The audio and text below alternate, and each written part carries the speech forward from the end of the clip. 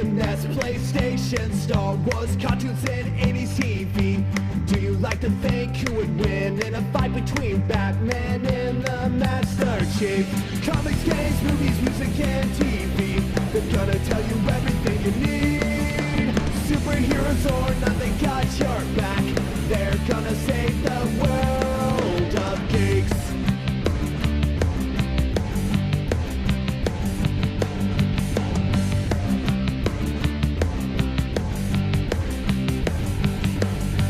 Comics, games, movies, music, and TV.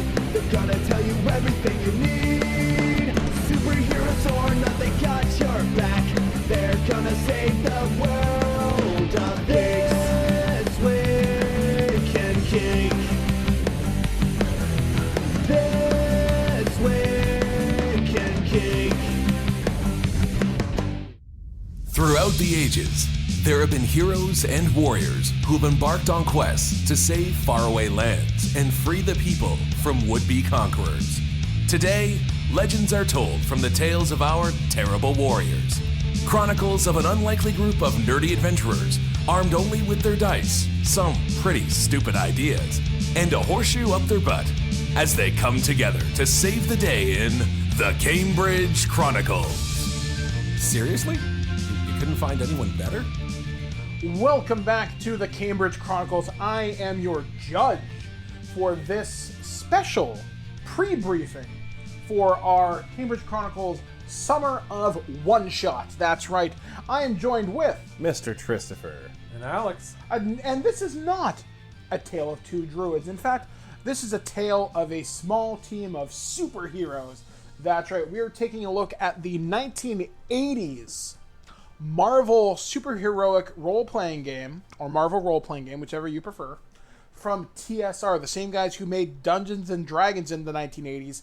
And this game is most often known by its acronym, FASERIP. So fighting, agility, reason, endurance. Fair. Okay, that's phase, right? Strength and endurance. Strength, intellect, intelligence, perception? No, psyche. Fighting, agility, strength, and endurance is your phase, and Yeah. RIP is reason, intelligence, and psyche. Yes, so phase Or rip, is it insight? which literally you can make a character in Intuition. about intuition. You can literally make a character in about 5 minutes, as long as you have the so-called universal table, which is what this game is most known for. You would check against, okay, I rolled good, you rolled fair, or whatever, and my result is a green, yellow, or red result, red being the best, green being the lowest tier possible, yellow being middle of the road. And from what I can tell in this game, it's incredibly easy to die. However, because you're playing superheroes of the Marvel universe, thou shall not kill, which is basically karma, which comes into a very heavy play in this game, though we'll be playing with slightly modified house rules. Because this is the first episode of the Summer of One-Shots, this game has the possibility to continue into more games should our characters want to continue on along their adventurous path of the Marvel Cinematic Universe. So allow me to give you the pre-briefing for this before we get into talking about the Marvel characters that we have currently on the table. This game takes place, by the way, heavy spoilers. If you've not seen Avengers Infinity War, you probably shouldn't listen to this particular podcast. So I think everybody who is going to see it has seen it by now. yeah, pretty much. At least I'd hope so, considering the movie's made like $2 billion. And like it already had its play in like the $2 theaters. So Oh, really? Already? yeah, like it's been 2 months almost? like it's out of theaters, out of main theaters now. Yeah, it'll be 2 months as of the 27th. Yeah. Because Deadpool and Solo are in theaters still pretty wide, and you got Jurassic World. Yeah, so, alright, so with that in mind, this game takes place minutes after the last post-credit scene in Marvel Infinity, or Avengers Infinity War. Thanos has snapped his fingers. Sam Jackson has literally just said, motherfucker, and has disintegrated everybody into dust. Half the universe is dead. What does that mean? Well, prior to everybody turning to dust, Sam Jackson, aka Nick Fury, and Maria Hill were just coming back from a mysterious meeting where they literally meet our heroes, as the Avengers are off in Wakanda fighting against Thanos, Obsidian Midnight, and all the other... Obsidian Maw, I think, was the other bad guy's name. Basically, all the sons and daughters of Thanos, and nobody's left to protect New York. Spider-Man's gone. Doctor Strange is gone. All they have is, like, Wong, the Netflix characters. Where are they? Well, we don't really know just yet. So, Nick Fury has tapped on these guys to say, hey, the Avengers might not come home. I need someone to defend this city.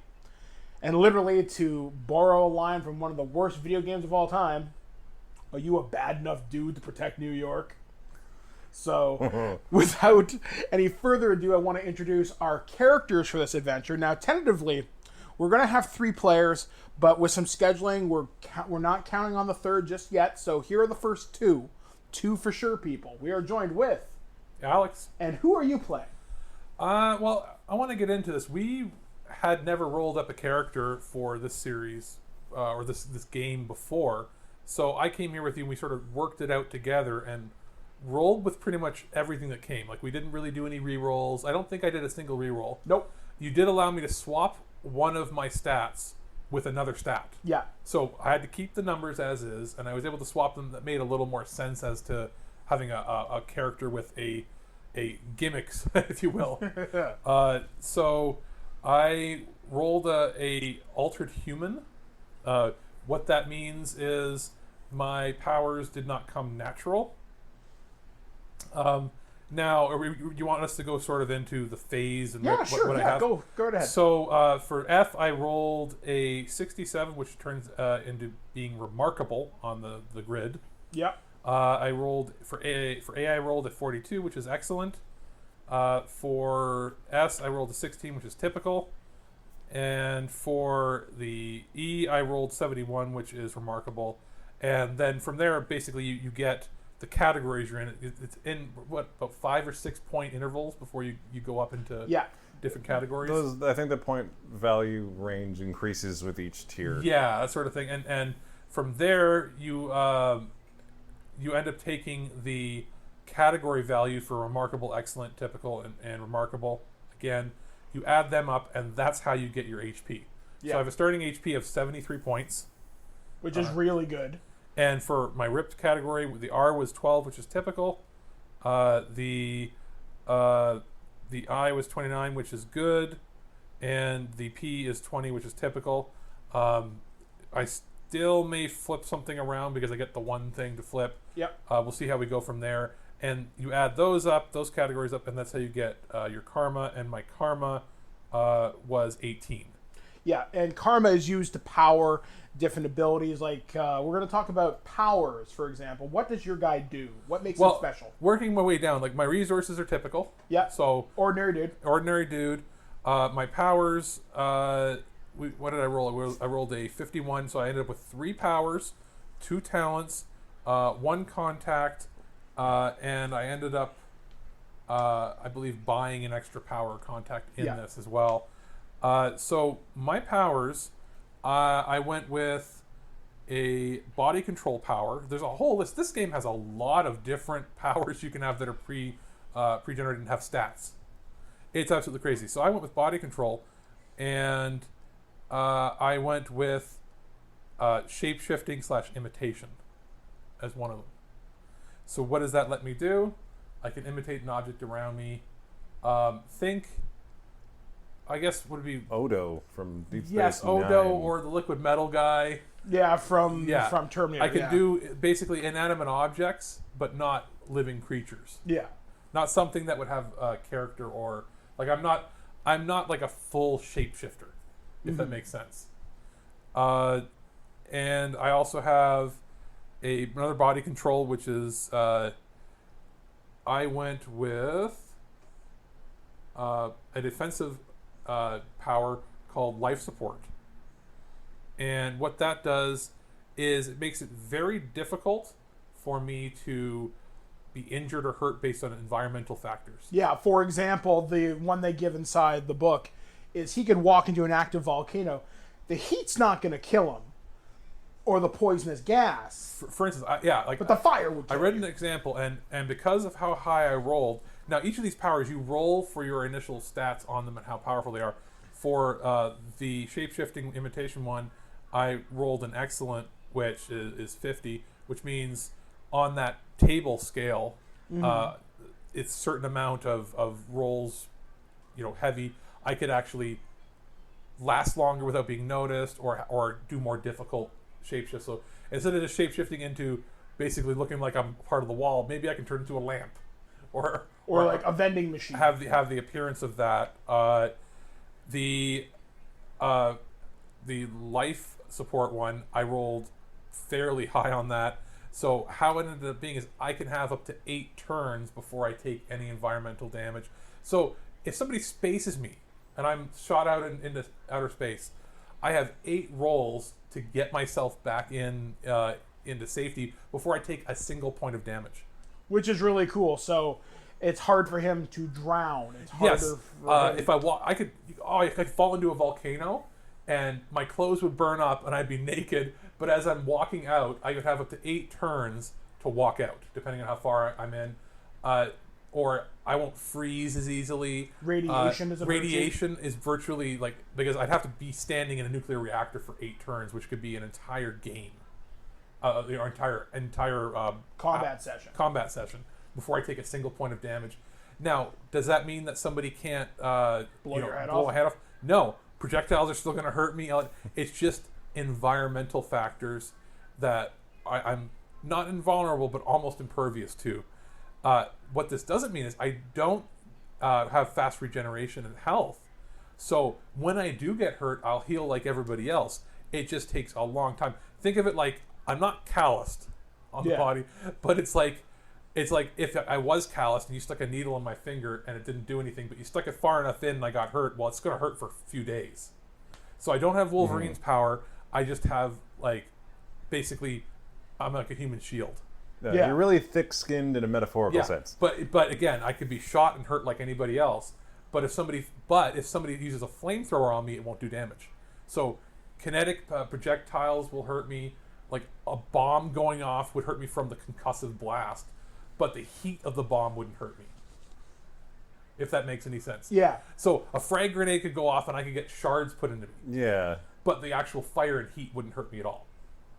Yeah, it's one of the weirder powers that Alex rolled. It was pretty cool. And the other part that I rolled to get the extra power was dark force manipulation. And a character that you may have seen this now on television, there's a television show called Cloak and Dagger. He has daggers, or he has cloak's power. Yeah, so I have the ability to basically teleport myself through a dark dimension. Think, I guess it would be the Doctor Strange movie, where he goes into the dark dimension. Dormammu. Basically that. I go through that. But it also means that I can't bring somebody else through there with me because I have high environmental tolerance with my other power. So I can teleport myself, or if somebody else goes through, they could potentially get hurt. There could be poisonous gas. There could be havoc wrought on them while they go through. And as I go through, I could go in one way, depending on how high I roll, or if I don't roll well and my base stats aren't high enough, I could go in there and, oh god, a Cthulhu monster could just grab onto me. Yeah. So I have to use that power sparingly until I can master it. Now, there is a thing called karma, which we've mentioned, which you get awarded by doing superheroic deeds or by doing good things, basically. Now, if Alex wanted to try something called a power stunt, something he's never done before, if he spends 100 karma, I may knock this down since we're beginning characters, he can do something like he's never done before, like take someone through the dark dimension, they don't get hurt. Or it could be fly. Yeah, exactly. With the powers, I could have the power to project dark energy at people. Yeah, so he can suck people or in. Create a cloud of darkness around. Or if instead of opening up a portal that I can go through, I could open up a portal underneath an enemy. Yeah, like, see you later, loser. But who knows? It could backfire on me and something else could come through. Yeah. Like, there's so many different possibilities, and I think that's one of the exciting things for this power. We don't know how it's going to use. Now, and a little more into my character. Yes. My talents, I ended up rolling. And remember, everything here was rolled. You roll for the category, and then we got to pick the power or something from within that category. Yeah. So I ended up rolling fighting skills, and I got acrobatics. So does that mean that I'm like this crazy World-class gymnast? ninja. No, it does mean though that I have the ability to do some parkour if I need to, or I'm more likely to land on my feet if I'm falling, that sort of deal. Tumbling sort of thing. So yeah, it's a little bit. Think it's sort of acrobatics wrestling is sort of what the category was. Yeah. So think pro wrestler. Yeah, but say when Alex pitched me this character when we had all his stats rolled out, he wanted me to think, like a pro wrestler, because your fighting skills, you chose wrestling. Yes, fighting skills, acrobatics, wrestling, and then for weapons, I have thrown weapons. So you can throw like A rock. ninja stars and stuff like that. But I'm not a ninja, so it would mean like I can throw a spear, and I try to tie it into eventually I could get dark powers that allow me to like throw a dark power spear. Yeah. Work them all together. Basically like shards of darkness. Kind of like how Dagger, which would be Cloak's counterpart, throws energy projectiles. Yeah, that dark energy manipulation. Yeah, I could see him throwing dark energy blasts. And then I received one contact. Now, my contact you set up, it was somebody at Hammer Industries. Yes, Hammer Industries in the Marvel Universe, Justin Hammer was the rival to Tony Stark. Now, currently, if you're watching the Netflix series, Hammer Industries is playing a very heavy part because there's now weapons on the street known as Judas weapons. Weapons capable of hurting bulletproof people, such as Luke Cage. They're heavily regulated. They're not supposed to be on the streets. But that's how this character ties in. You work for big industry. The interesting here, I came up with a backstory. It's the first time I've come into a character that has a fairly fleshed out backstory. Now I'm just calling my character Al because it's easier. I don't necessarily have a last name. I might have it ready for when we play, but it's not going to be necessary. So I'm playing Al, so it's simple and everybody can just go, hey Al. But what my character is he is an insurance investigator.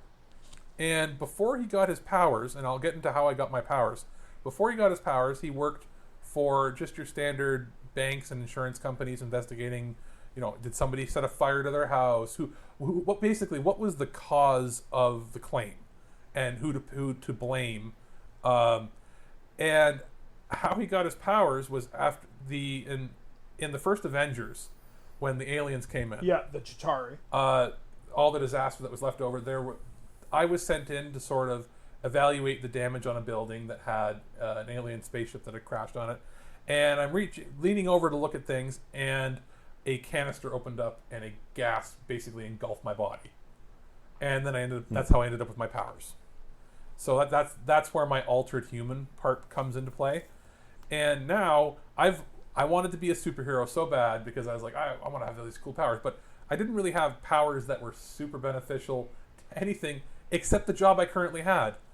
So I end up working freelance, but generally picked up by these big corporations. Whenever there's a superhero battle that damages their buildings or in the city, I am called in to investigate the fallout that's happened afterwards. So basically determine, hey, was it a bad guy that did this to your building? Because then you'll get your insurance payout.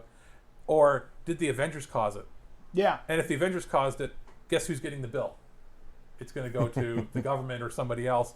So, and because I have the ability to go through hazardous areas, I'm basically perfectly equipped to walk into like a nuclear fallout area. I won't get hurt by like walking through a building that's on fire to determine, the cause of it. So my code name or a superhero name is Payout. And one of the cool things that's happened with Payout since the events of the Avengers, business has been good. With the superhero accords of Sokovia, superheroes have to be registered, which means if they cause damage, guess who has to show up? You, which I think is a great thing. Also, with the fall of S.H.I.E.L.D., well, who are all these superheroes running around? Business has been good. Business has been booming. Yeah. Though, with your resources, because you're a freelancer, you got to pay for your own travel. Exactly. I don't work for the government, but I'm hired by the government and big businesses because I'm a neutral party. I'm not a superhero. I'm not a supervillain. I am a super insurance investigator. You took the most boring job in the universe and made it interesting. And as my character, I am pissed that I'm still doing this, but I know it's a job that needs to get done, and I want to do more than that. I want to not be just a suit. And the reason Super suit. Yes. And the Alright, reason you were Patrick. picked by Nick Fury, because you are that neutral party. You don't have any interest in, oh, I want Stark's money. I want this. I want that. And I'm not a hothead. I am basically the epitome of the government man that walks up to your door, knocks on there, and it says, "I'm here to do an investigation." And I'm an intimidating. I basically tried to model him of what if me, the person Alex, actually had these powers. What would I be like? Would I be over the top? No, I'd kind of be bitter that I'm doing the same job I've always been doing. The money is okay. I'm not, Jessica Jones poor, but I'm not Tony Stark rich. I'm living almost like a 1950s middle class job. I just get paid a little more, but I have to live in New York where it's expensive, in Manhattan because it's where a lot of these things happen. So, my rent for a 1-bedroom apartment's like $5,000 a month. So it does add up. Exactly. So that is payout, energy manipulator, insurance salesman who can literally survive hell. Insurance investigator slash adjuster. Yeah. I like that. You are literally the superhero adjustment bureau. I am the guy that they hate having to come by, some people, because they'll claim that, a superhero damaged my place, and I'll be like, nah, you set the fire yourself. So I'm that guy. You know who would be an interesting person for you to run into? I'm not saying it's going to happen, but you and Jessica Jones could easily cross paths. It would be that, assuming that she's not dead. Yeah, and we don't know in this universe. And it's the kind of thing where the firm that she worked for, that was Carrie Ann Moss ran. Yeah.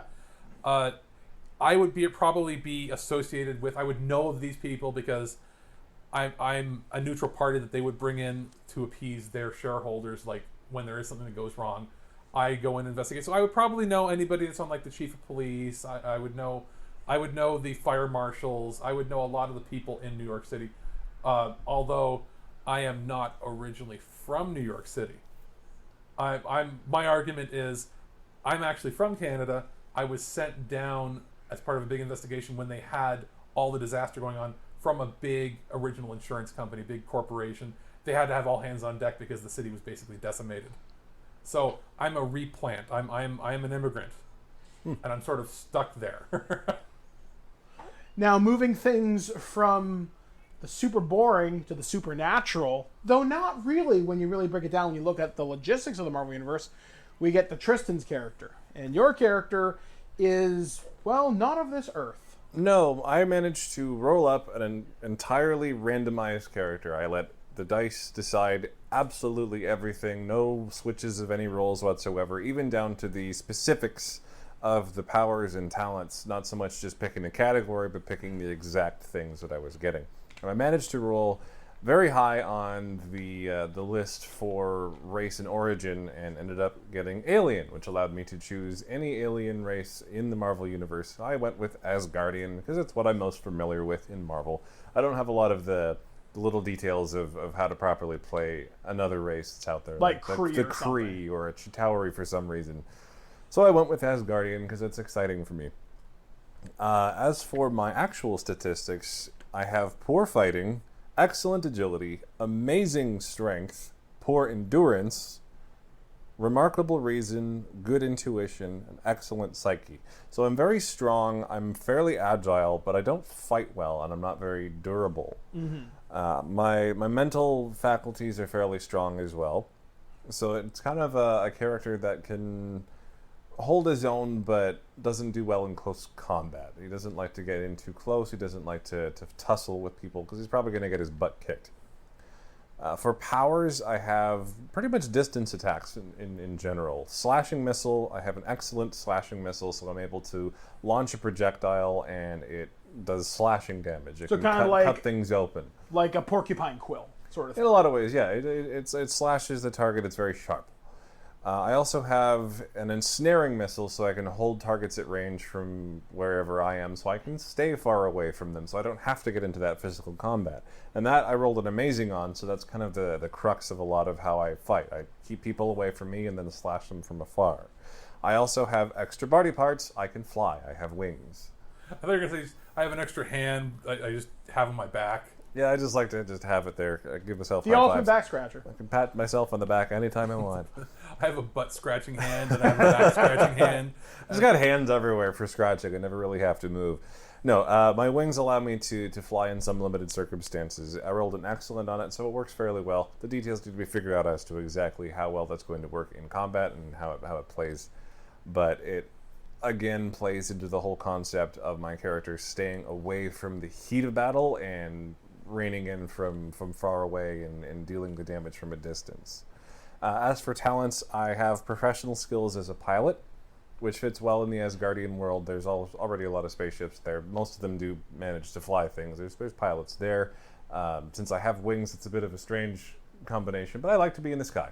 That's about all there is to that. And I have oriental weapons as well for my fighting style, so think katanas and shurikens. This is where throwing stars come in. Basically would be the Asgardian equivalent. And also, that's one thing you can see that dates the game to 30 years ago, is they used the term Oriental weapons. Yes, this is an in-game term. It is categorized as Oriental weapons.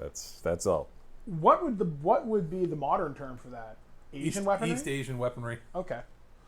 So yeah, you are specialized in all this thing. And basically, in as far as I'm concerned, you're familiar with the Asgardian equivalent. Exactly. So you can name whatever, you can be whatever you want, as far as I'm concerned. So any sort of weaponry in those stylings, but it would be more with the Asgardian appearance. An Asgardian and the katana themes. just sounds friggin' badass. You know, I'd have two of them and just swing out from the sides like everyone in Thor Ragnarok does. Oh yeah. My name is Fenrir, which is derived from the Norse mythology Fenrir, son of Loki. Fenrir is a giant wolf that devours, I believe, the moon in the course of the actual Ragnarok. My character has named himself Fenrir because he fashions himself the son of Loki. He thinks he's the son of Loki from the Marvel Universe. Which he may or may not be. However, he is not the actual son of Loki. In fact, Loki doesn't even really know who he is. Oh, he's is just he a a giant stalker? fanboy Oh, God. who just this complete delusion that he is the son of Loki when really he's just obsessed with the guy. So he came to Earth after the events of the Battle of New York with the Chitauri invasion because he's learned that Earth is this kind of interesting place. Loki managed to kind of wreak some havoc down there. Maybe I'll go check it out, see what's going on. He got in touch with S.H.I.E.L.D., he got in touch with Agent Coulson, and now he's kind of teaching S.H.I.E.L.D. some of the Asgardian ways a little bit. They managed to get it out of him because he's really not that tough of a guy. He's not that intimidating. What's your intelligence at? My intuition is good. Okay, so it's not like excellent. so you're not going to be manipulated. No, I'm not super genius. I idolize Loki's ability to manipulate people, but I'm not as good at it as he is. Yeah, I was going to say, between the two of us, I have some more fighting ability than you, but we're not really heavy fighters. No, I stay away from fighting. I have poor fighting and poor endurance. Like, I don't want anyone to punch me in the face. It's which is gonna hurt. funny. This will make for interesting role playing because I basically come after the fights usually. Yeah, and I want nothing to do with up close. I just want to stay back and shoot stuff at people. So basically, I can wrestle a guy to the ground, and you'll be able to like shoot the guy on the ground, and not worry if I get hit as much because as long as it's not like. Well, I could still slash the heck out of you. You It's a slashing damage. You but could the point poison is, dart me, and I'd be like, "What? What's that?" if you get into trouble, I can kind of ensnare them in place. They won't be able to move, and then we continue No, and regroup. I'm entirely picturing me going, "All right, I got him. Set us on fire." So my resources are poor. I don't really have a lot that I brought with me. I took a ship, but I went straight to Earth. Do you know and got in contact where you live? Like I'm living in Manhattan. I stay in with the facilities that formerly were part of S.H.I.E.L.D. So you could be in like anywhere. Yeah, really. I'm just kind It of a could floater. be any building underground. I like to explore as well. I'm fascinated with Earth now. I'm trying to learn all the So you different sort of parts jump of between the Earth. boroughs. So I'm just all over the place. I was gonna say. I hoped he was gonna say I live in Jersey. Jersey, I'm Fenrir. So how your character connects to the Marvel Universe, as far as I'm concerned, you've mentioned Agent Coulson. So before Coulson's death in Avengers, the first one, Agents of S.H.I.E.L.D. has happened. And as far as I'm concerned, Agents of S.H.I.E.L.D. is happening concurrently with the events of Avengers Infinity War. However, Agent Coulson, from his days at S.H.I.E.L.D., has kept in contact with you, as you are one of the few remaining elements that was considered to be a non-threat. You are a Asgardian living on Earth. The agreement is you don't cause trouble. We want to talk to you from time to time. You hear anything, you're like almost like an Asgardian informant. Yeah, I'm kind of there to teach them what Asgard has in a lot of ways because they want to be better prepared to defend themselves against any potential future Asgardian threats like the Destroyer. Because people like Thor are not always on planet. Because you don't necessarily manipulate the Bifrost, because you don't have Mjolnir or Loki's ability to just summon it. Yeah, Heimdall isn't exactly... Like, he knows I exist, but I'm just really some insignificant whelp in the Asgardian world, so he doesn't really give me you're much... You're part of the C-class or D-class crew. Yeah, I'm there, I have some power, but overall, when it comes to Asgard, I'm not really anything But compared special. to a human. Exactly. By standards on Earth, I'm still pretty great. But in Asgard terms, I'm nothing. So, with all this, we have set up the playground we have for what I'm calling this adventure is called Avengers Aftermath, which, like I said, takes place in the moments after the infamous snap. How this will happen is you guys will be meeting with Nick Fury and Maria Hill. That's where they're coming back from before they call Captain Marvel. And what's going to happen in that meeting? Well, you're going to have to stay tuned to the Cambridge Chronicles to find out as we set up the adventure that is Avengers Aftermath. As always, we do welcome you guys to get involved with us. You can contact us on Twitter at Dice Chronicles, or you can contact us individually. I am on Twitter at Birdman. Alex is At Turd or Treasure. And At Mr. Christopher. so hopefully you will join us as we adventure into the Marvel Universe, the Marvel Cinematic Universe.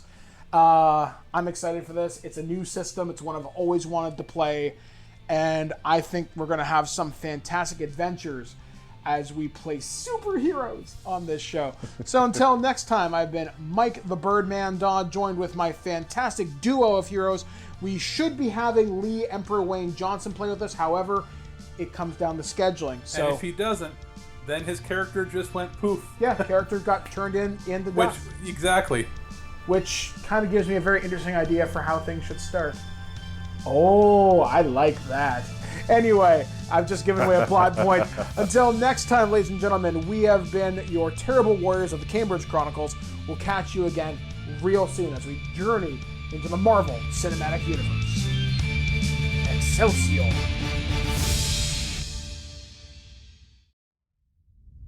Throughout the ages, there have been heroes and warriors who have embarked on quests to save faraway lands and free the people from would-be conquerors. Today, legends are told from the tales of our terrible warriors. Chronicles of an unlikely group of nerdy adventurers armed only with their dice, some pretty stupid ideas, and a horseshoe up their butt as they come together to save the day in the Cambridge Chronicles. Seriously? You couldn't find anyone better? Welcome out to the Cambridge Chronicles. I am your judge for today, Mike the Birdman Dodd from ThisWeekInGeek.net.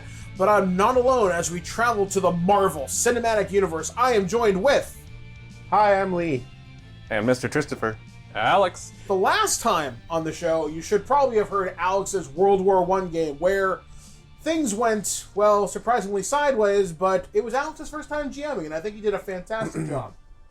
It was a good campaign. It was interesting. Baby's first RPG. Yeah, baby's first RPG, because the next game you'll likely be hearing will be Starfinder as a one-shot, and that'll be... Not like- really. it's That's like- not really Baby's first it's RPG. dipping- That's your- baby's first calculus. dipping your toe into a little wading pool and then just diving into an ocean. Yep, pretty much. Like, hello, Pacific, bam! But it'll be fun. So yeah, so we are back here on the Cambridge Chronicles, trying out different systems before we prepare for the official announcement, which I'm not sure whether I did it officially on the last game or not. So I'll just say it here.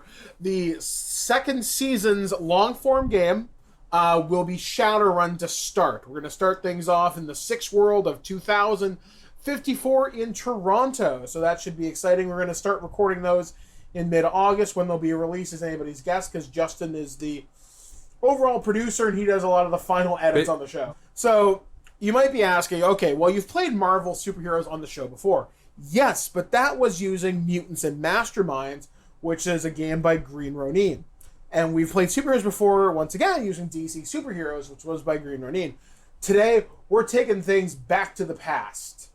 We're going to play the old, I'm talking 1980s TSR box set of the game, Marvel Superheroes. We're playing out of the Advanced Rulebook.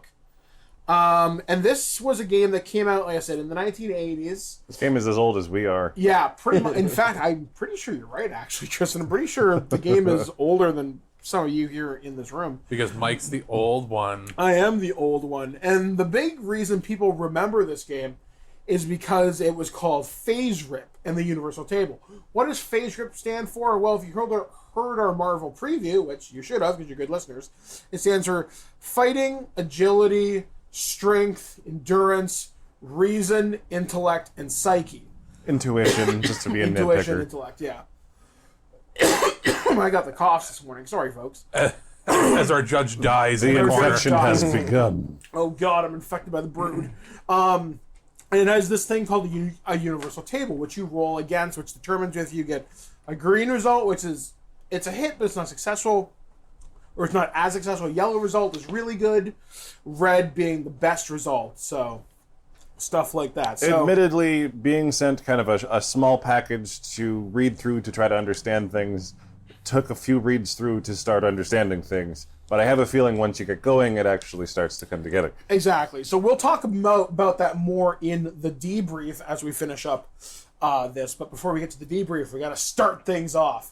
So, let's kind of go around the table once and have everybody introduce their characters. And then once that is done, we shall begin what I'm calling Avengers Aftermath. And if you haven't seen Avengers Infinity War, well, you've had 2.5 months now, so spoilers, fuckers. Buckle up. Pretty much. All right, Alex, you go first. So, I will start with, I had to recreate my character sheet because it was somehow disappeared into the ether since the time we made the preview episode on this. That's what you get for messing with the dark world. Exactly. Luckily, I still had my rough notes to create my character sheet from.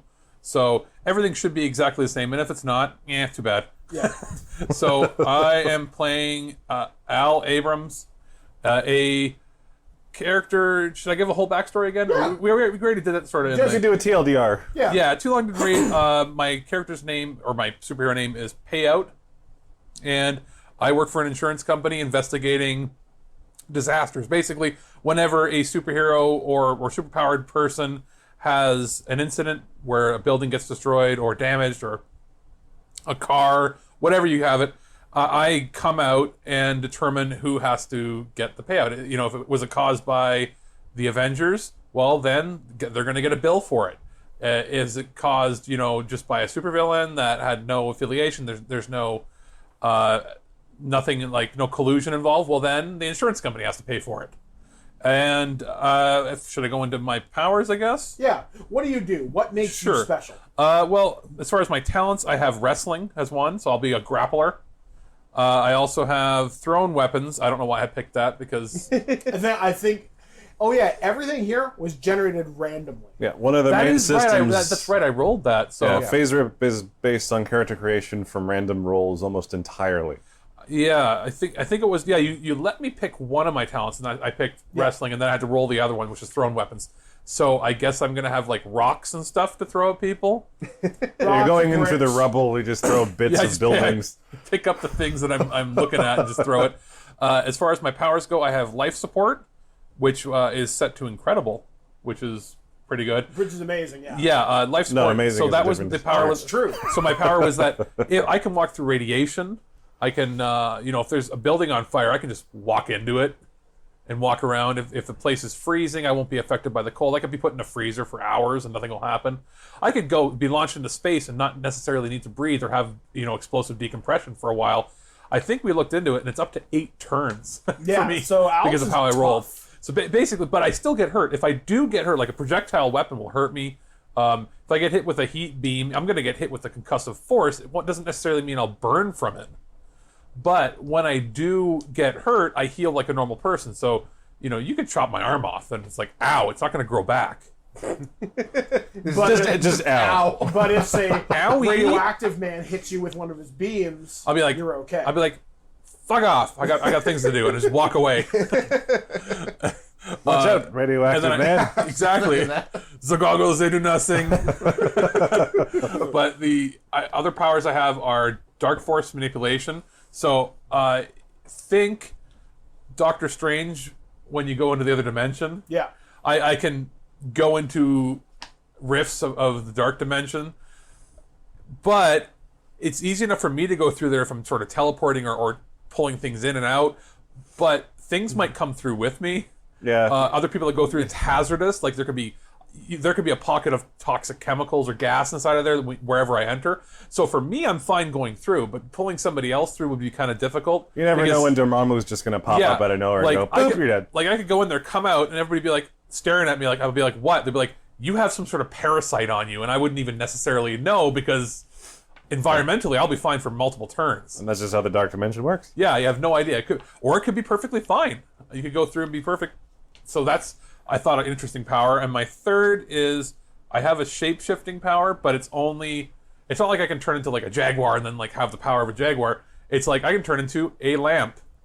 Or I love lamp. Something. Think like Odo, only perfect. Because I can't get the faces right, sort of thing.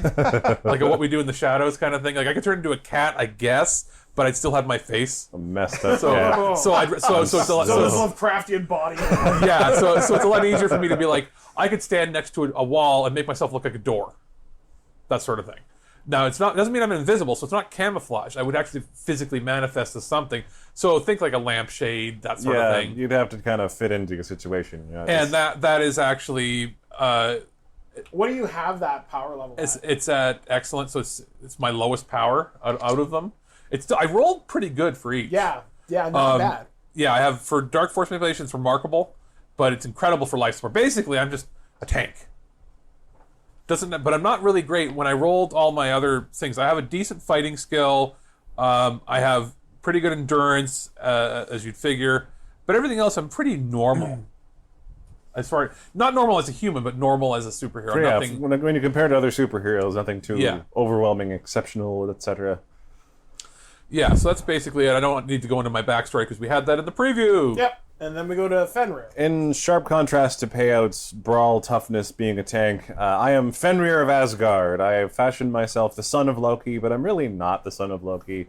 I am a huge fanboy, and Loki doesn't even know I exist.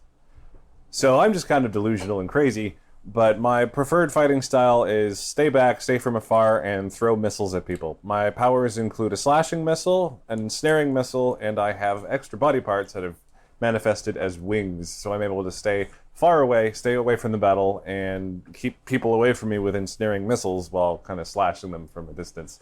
I also have the ability to use certain weapon types. In the game, they're called Oriental weapons. It's a bit of a dated term. In terms of game talk, we decided Oriental weapons would be Asgardian.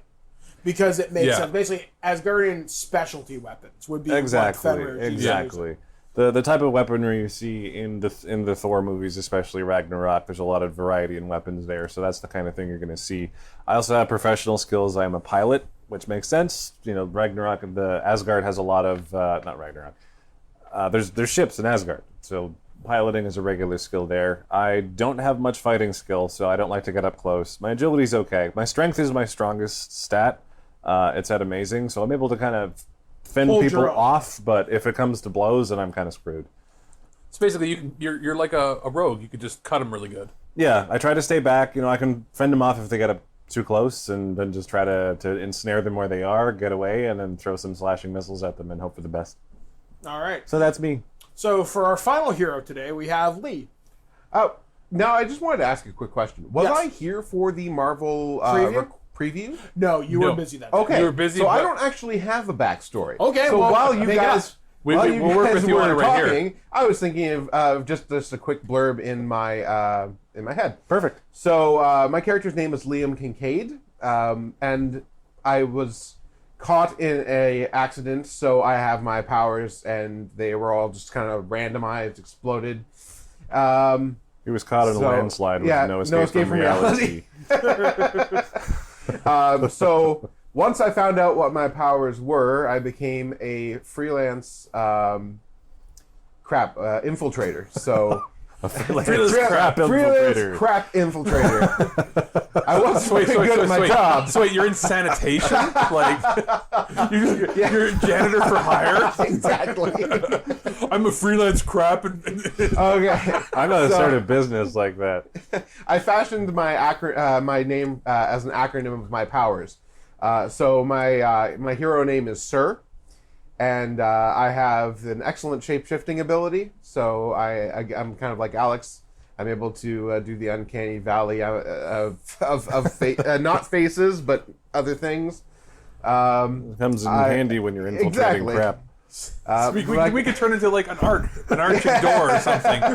We could both turn into golems to just or like the gargoyles. Gargoyles. Yeah, that's what I. Could be golems too. If you want. And then I also have invisibility. So unlike Alex, I can if someone turns the corner, I can come back around to them and be like, "Hey, you do this." I'm just picturing you doing that and be like, all right, Alex, it's your turn. And I go, all right. And I go into the dark dimension and come back and I go, oh, God, it's terrible. And there's like something following me. There's like tentacles. Like, so much for surprise. You're like, you don't want to go in there. And I also have regeneration as a power, remarkable regeneration. So I'm hardy. I can stay along in a fight. So I have the ability. I'm tough, and then you just heal. You're like Wolverine. Yeah, I've got the regeneration powers of Wolverine. Remarkable. Combined, we're basically one superhero. Yeah. I'm a good fighter. I've got remarkable fighting skills. Agility, so strength. Strength is TY. What's that again? Typical. Okay, so I'm a good fighter, but I just punch like a normal person, I guess. Remarkable endurance. So again, with endurance and regeneration, I'm super tough. Just typical reasons. So I'm average human logic, I would assume. Yeah. Good intuition. I can think. And typical psyche. Yay! I am. It sounds like you're in a job interview and you're reading your resume, and your resume is like, I'm a good work guy. But by the way, fired. what does it say in your resume? It says I can think. Not I can think on my feet. I can think. No, I can't think on my feet. That's a valuable resource. Anywho, that's me. I'm Sir the Infiltrator, the crap infiltrator. I've already got a nickname, and we haven't even started playing yet. So wait, I'm also thinking. So Fenrir, so you're a pilot. So are you maybe like a garbage man pilot? So we could just be like Garbage scout. Oh my God! Asgard. We're the garbage truck heroes of the Marvel universe. You're the disco garbage guardians. men. Because like what am I? I'm not the insurance guy. I'm the insurance investigator. I'm the guy that everybody hates because I'm the guy that's going to catch you when you're trying to pull bullshit, arson or whatever. So what am I? I'm like the scum. I'm almost as bad as like a door-to-door vacuum salesman. And then we've got a garbage man. I can kind of fly up and survey the scene and see what's up. And then we've got a sanitation guy. So we're pretty much, we are like the lowest on the totem pole. We're lower than street level people. Yeah, pretty much. We're the cleanup crew, the Marvel cleanup crew. Like Jessica Jones would like talk to me when she doesn't want to deal with something stupid. Pretty much. And I get called in like, I have a stupid insurance job I need you to do. Here's $50. Okay, you're kind of hot. $50 is $50. All right, so now that we've assembled our heroes, thus as it were, we are ready to start Avengers Aftermath. So, each of you has gotten a phone call or a guy showing up at your places of residence. This has happened, it's a Saturday morning. New York is under a very tense field of fear right now. Basically, something appeared in the skies a couple of days ago, this giant circular object, and something attacked New York. And people are upset, people are freaking out. Basically, riot cops are on the streets. It's not quite martial law, but things are serious. And each of you has got a guy come to your door, dressed in a plain black suit, sunglasses, and they ask you to please come with them. I assume you all go? Yes. Yes. Okay. So All you right. are led to a nondescript building in downtown Manhattan. It looks fairly high-tech. It's got that shiny stainless steel kind of look. It looks high-tech. In fact, it even looks like Stark might actually own a stake in this building. But you're not sure, all things considered. So you sit down at this huge conference room table. It's just got a single light bulb hanging above the table. You see a bunch of dossiers all spread out over it. And the men drop you off at the room one at a time. You've all never met each other, I assume. Not that I know of. And you're all told to sit and wait. I'm picturing in my head, like us all coming into this room. Is it like in Men in Black when he was brought in for the? Similar, actually. Very, so very, so very I'm looking at my. I see it. Like, are you dressed like as an Asgard? I try to blend in as much as I can. Okay, so I was like, because I would have looked, I probably wouldn't phase me at this point, but like I'm just wearing, for anybody that wants to know, I'm wearing like work, I guess sort of not khaki pants, but work pants, and a button-up shirt with a tie that's fairly loosened on it, and I'm not wearing my jacket because it's hot. It's the summertime. It's hot summertime, and I'm looking just. Trying to think of what I sort of look like. Think I might be reaching a bit, but think Ed Asner back in the day when he was on his TV show. Was it Lou Grant? Yeah. That look. Okay. It's very descript. Yes. Just basically a pencil pusher sort of guy. Like I don't look like a superhero. He looks like a dork. Yeah. All right. So Cool. after a few moments passes, the lights in the room start to raise up a little bit. There's more lights in there. And you see a bunch of LCD TV screens start to come to life. And you see a familiar logo that, Sir, you recognize, Fenrir, you recognize, and Payout, you also recognize as the logo of Strategic Homeland Intervention and Logistics Division. Espionage. Child. Logistics Division. Child.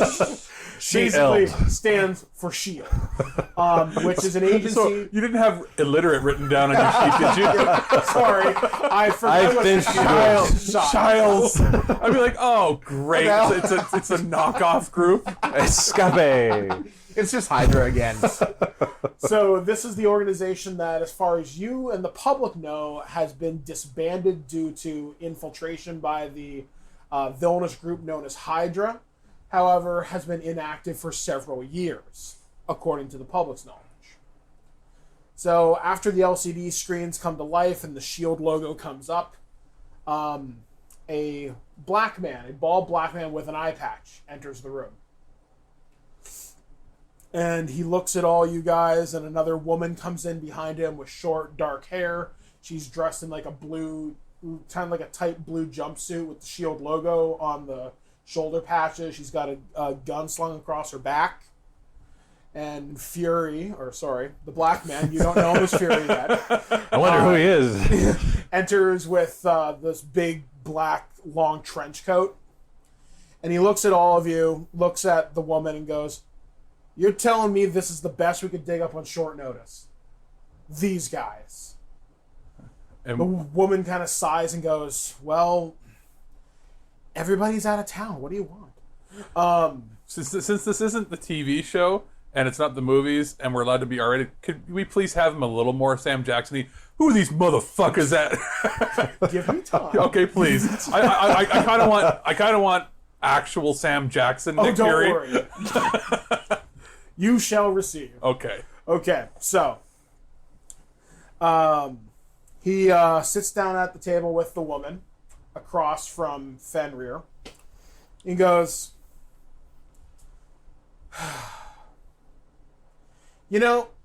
I thought the asshole with the hammer was the only one I'd have to deal with. But then we got you. Looks over at Payout. And you, this insurance monkey-looking motherfucker. There we go. We call you. He looks over at Sir and goes, "Well, you've done some good work for us in the past. We like you. But Jesus Christ." He goes, "Look, for those of you that don't know, my name is Nick Fury, former director of S.H.I.E.L.D. And if you haven't guessed, if you're here right now, I've got some problems, and only your dumb asses can help clean this up. As you've noticed, New York is suffering from a bit of a superhero problem right now, or dare I say lack of one right now. There's chaos in the streets, and I don't know when Stark and the rest of the others are getting back. I don't know if they're ever going to come back at this point. So I need you monkeys, to step up and help save this city." I stare straight ahead, not even looking at him, just with a Look on my face. Okay. Goes, good. Now, here's what our agents on the street have been able to gather. I need you to just help keep panic and have people have something to believe in right now. Because right now they're freaked out by whatever the hell appeared in the skies a couple of days ago to whatever's happening now. I need you guys to help maintain the peace. I'm not wearing spandex. No, are you kidding? Trust me, I don't need Captain America. I need someone a little more covert right now who can at least blend in. That's why you were picked, Payout, because, well, I never thought I'd see the day when looking like a door would necessarily be a useful talent. I grumbled to myself. But they also need someone who can definitely hit pretty hard.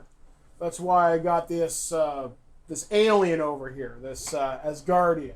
That's right, I am an Asgardian. You speak to a god. Be respectful. Shut up, fool! Okay. He's turned into Shaft. It's Shaft Fury. Oh, Hill kind of chuckles to herself perfect. and goes, "Sir, I need you to help keep these people in line, at least somewhat, with SHIELD protocols. You are familiar with them enough to don't make it on the fucking evening news." I can do that. I can stay invisible and That's good, You're not because gonna that's be- what I need right You're now. not going to use a leprechaun voice? Don't touch me like a charm. Please don't, toy, actually. toy, toy. Wait, no, please do. But Is it better if he does or doesn't? So Hill says, she steps up and looks at the dossiers on the table there. Now, we have received some intelligence as to what's going on in the city because we have no reliable SHIELD assets right now. They're all tied up in Wakanda and other places around the world right now.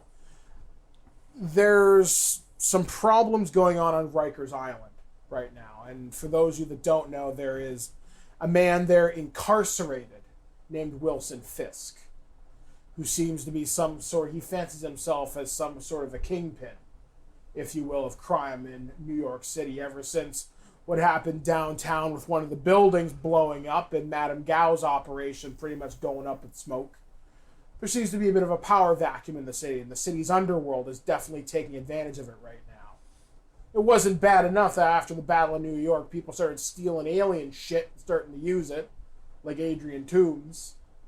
But now I got this. If he looks at the dossier, frankly, this bald motherfucker taking advantage of the situation. So, your job, find out what this guy's up to, find out how it's going to affect the city of New York, and deal with this shit as quickly and as quietly as possible. I don't need the kingpin out on the streets causing problems.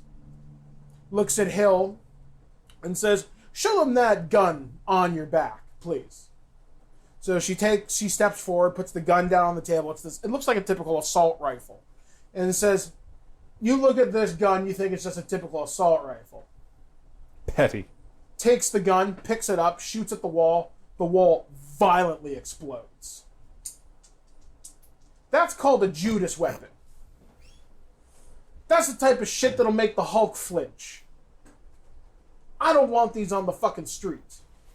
So if you come across this stuff, because I'm pretty sure Fisk is trying to get his hands on some of this stuff, deal with it. Now, you'll have whatever assets I can give you. He throws down a cell phone and says, "Call whoever you need to on this. Someone I trust will be on the other end. They will help you." He stands up and says, "Get it done. And if you succeed, maybe there'll be some more work for you. Or maybe you'll be the next round of Avengers. I don't know." Either way, he snaps his fingers, goes to Hill, "We're out of here." Stands up and he leaves. does the Shaft music play as he walks away? Yes. Shaft. So what are you guys going to do? So we have we have dossiers, right? Yeah, the dossiers detail Wilson Fisk, some of the crimes, some of his known associates, stuff like that. They detail some of the intelligence, some of, like, you hear, like, in the dossiers are recorded phone conversations talking about they want to steal Judas weapons. They're going to make a break for Rikers as soon as they can to break him out, but they don't have the muscle to do it right now. He's in Rikers. We could just... Oh, we're not bad guys. I was going to say, we could just go to Rikers and kill him. I feel like That's frowned upon. that's frowned upon by S.H.I.E.L.D., I think. I'm just standing over here, waving my finger. I'm not Like, much of one for murder, more of trickery. Yeah, okay, so... Well, we have three options. Yeah. We can find the Judas weapons first. We can stop them from recruiting more people, or we can go and just kind of form a wall around Fisk, a wall made of us. Is there anything in the dossiers that mentions a specific meeting place somewhere? There is one of the things that's mentioned in the dossiers is, Kingpin likes to meet whoever his informants are in the yard at Rikers. That's mentioned. As for other meeting places, there are several locations in Hell's Kitchen and Harlem that are mentioned, several addresses specifically. Okay. And there is Kingpin's old penthouse, which has not, the property has not yet actually been seized. So that's still being used as a residence, a legal residence by his organization. For some reason, the city of New York and the federal government could not touch it. It would probably derail everything, I say as a Uh-oh. I'm not going to do it, but there's a part of me that goes, why don't we just go to Rikers and I'll, like, open up a portal to the Dark Dimension and just throw him in and then just close it and walk Didn't away. kill him, we just let the Dark Dimension do it. All right, walk away. But, like, I didn't kill him. Nobody can get to him. He's in Dark Dimension. Whatever's in there, who knows? I mean, we could go to Rikers, and if anyone's meeting him, we can just stand invisibly by and listen to the conversation. Two of us can, yeah. Oh, I'll yeah. just blend in and stuff, by being a person. You can stay outside for all I care. But you know what? The penthouse might not be a bad thing to check out. I think the penthouse, too. If it hasn't been seized and nobody's been able to go in, It's probably pretty important. We can find our way in. there'd be something there.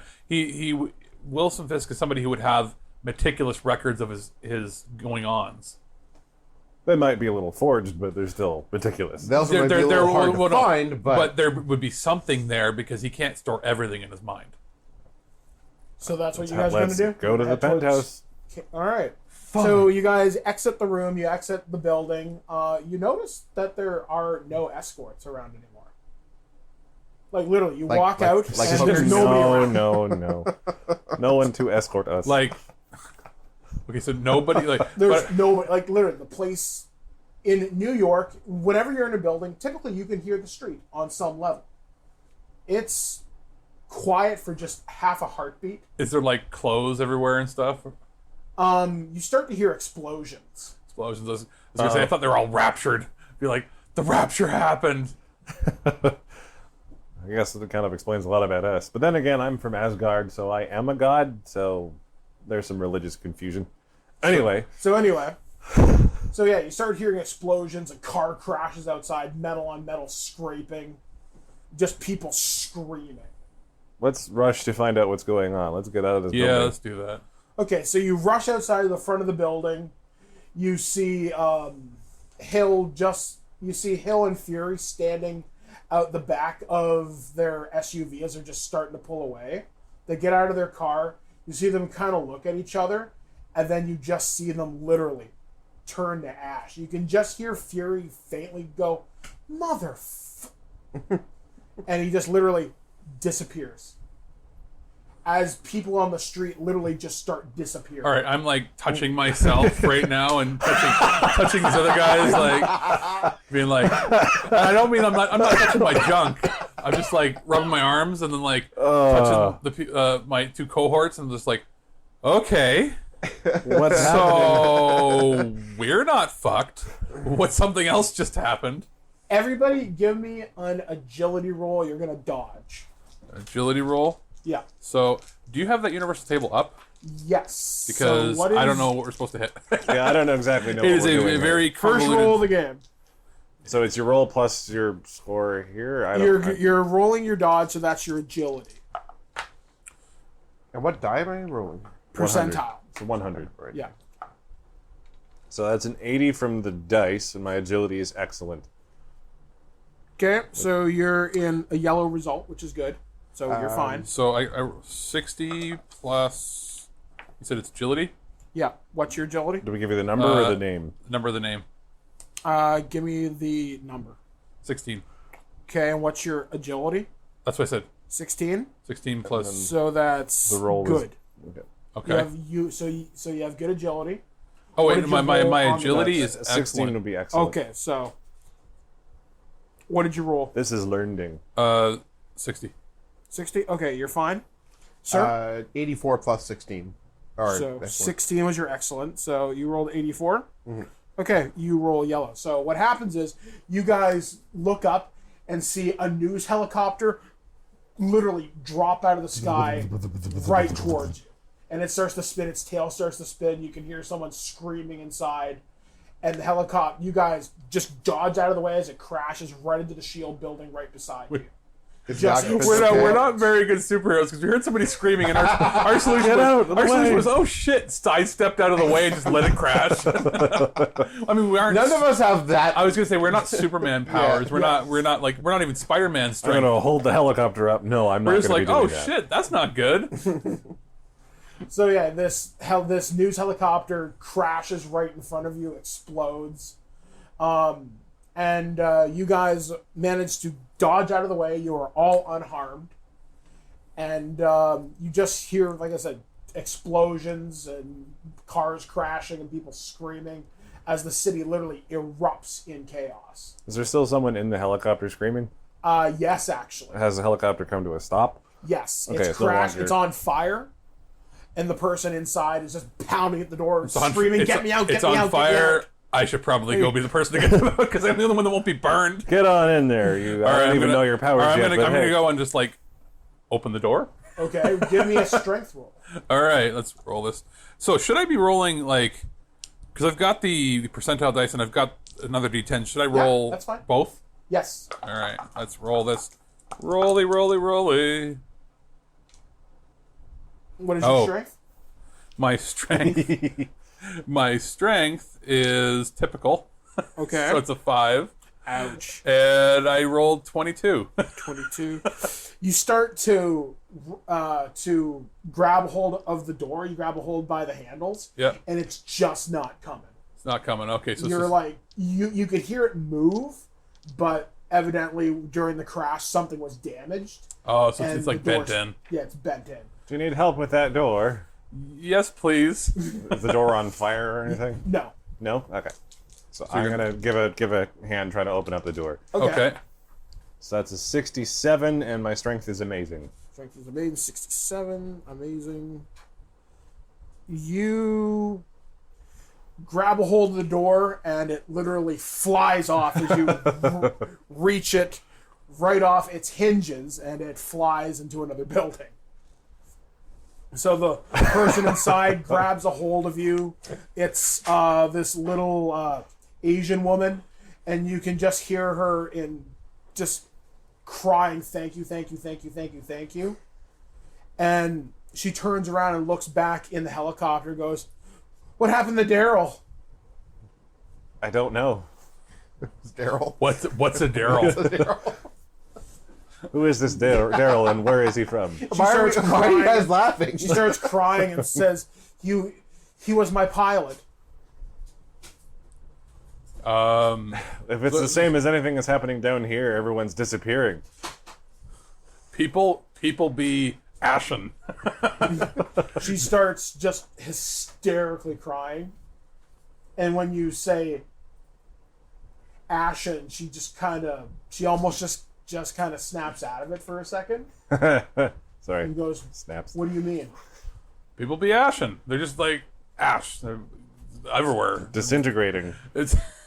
I almost felt like even though my character is modern day, I almost feel like he should be like 1950s and just be like, Slapper, you're being hysterical. But that doesn't work. So no, I'm not going to do that.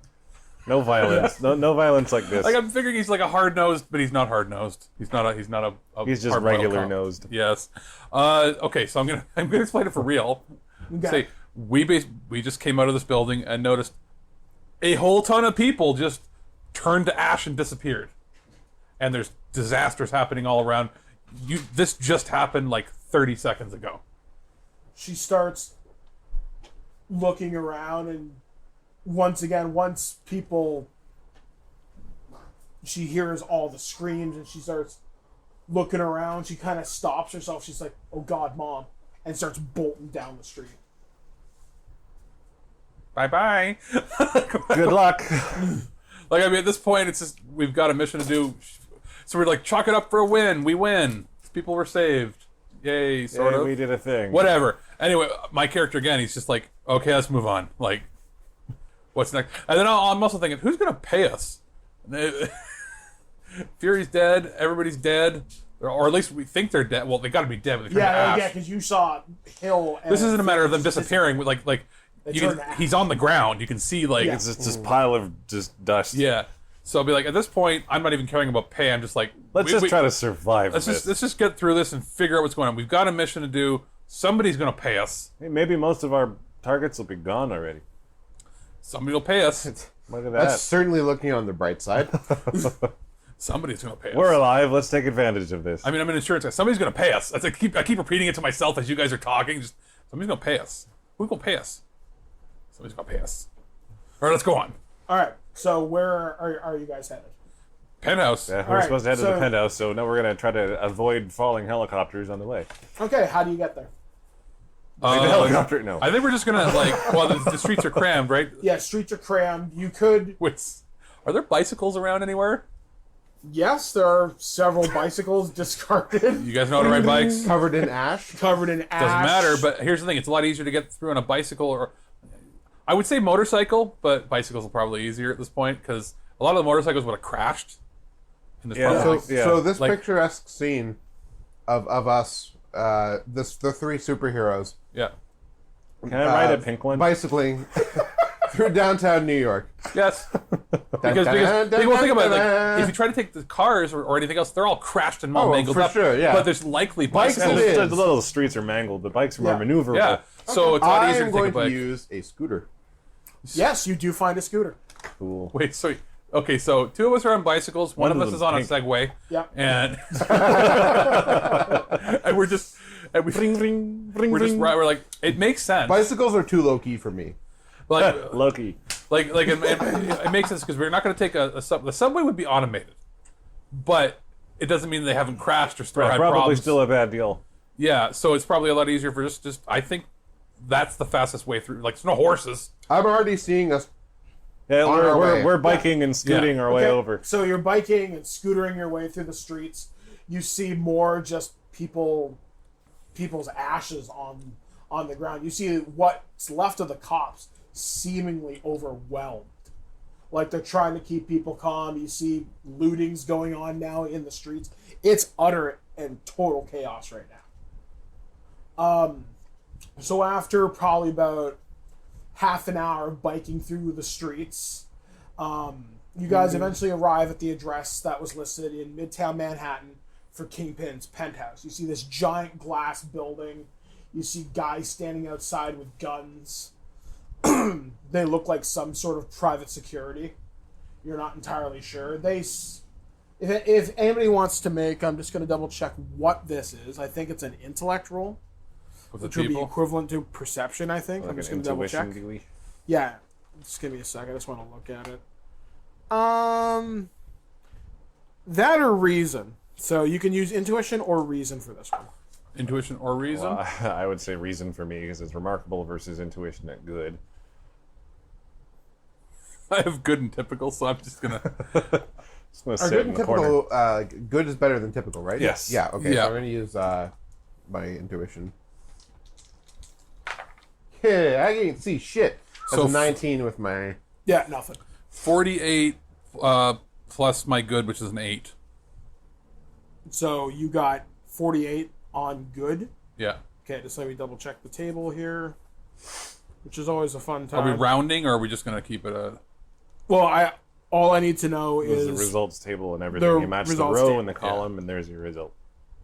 so It's a you've cool got- system, but it takes more It's a bit of memorizing. Yeah. Yeah, a bit it's of a bit of eye work. memorizing once you get the hang of it. And what did you get? my Fenner? reason is remarkable, and I rolled an 82.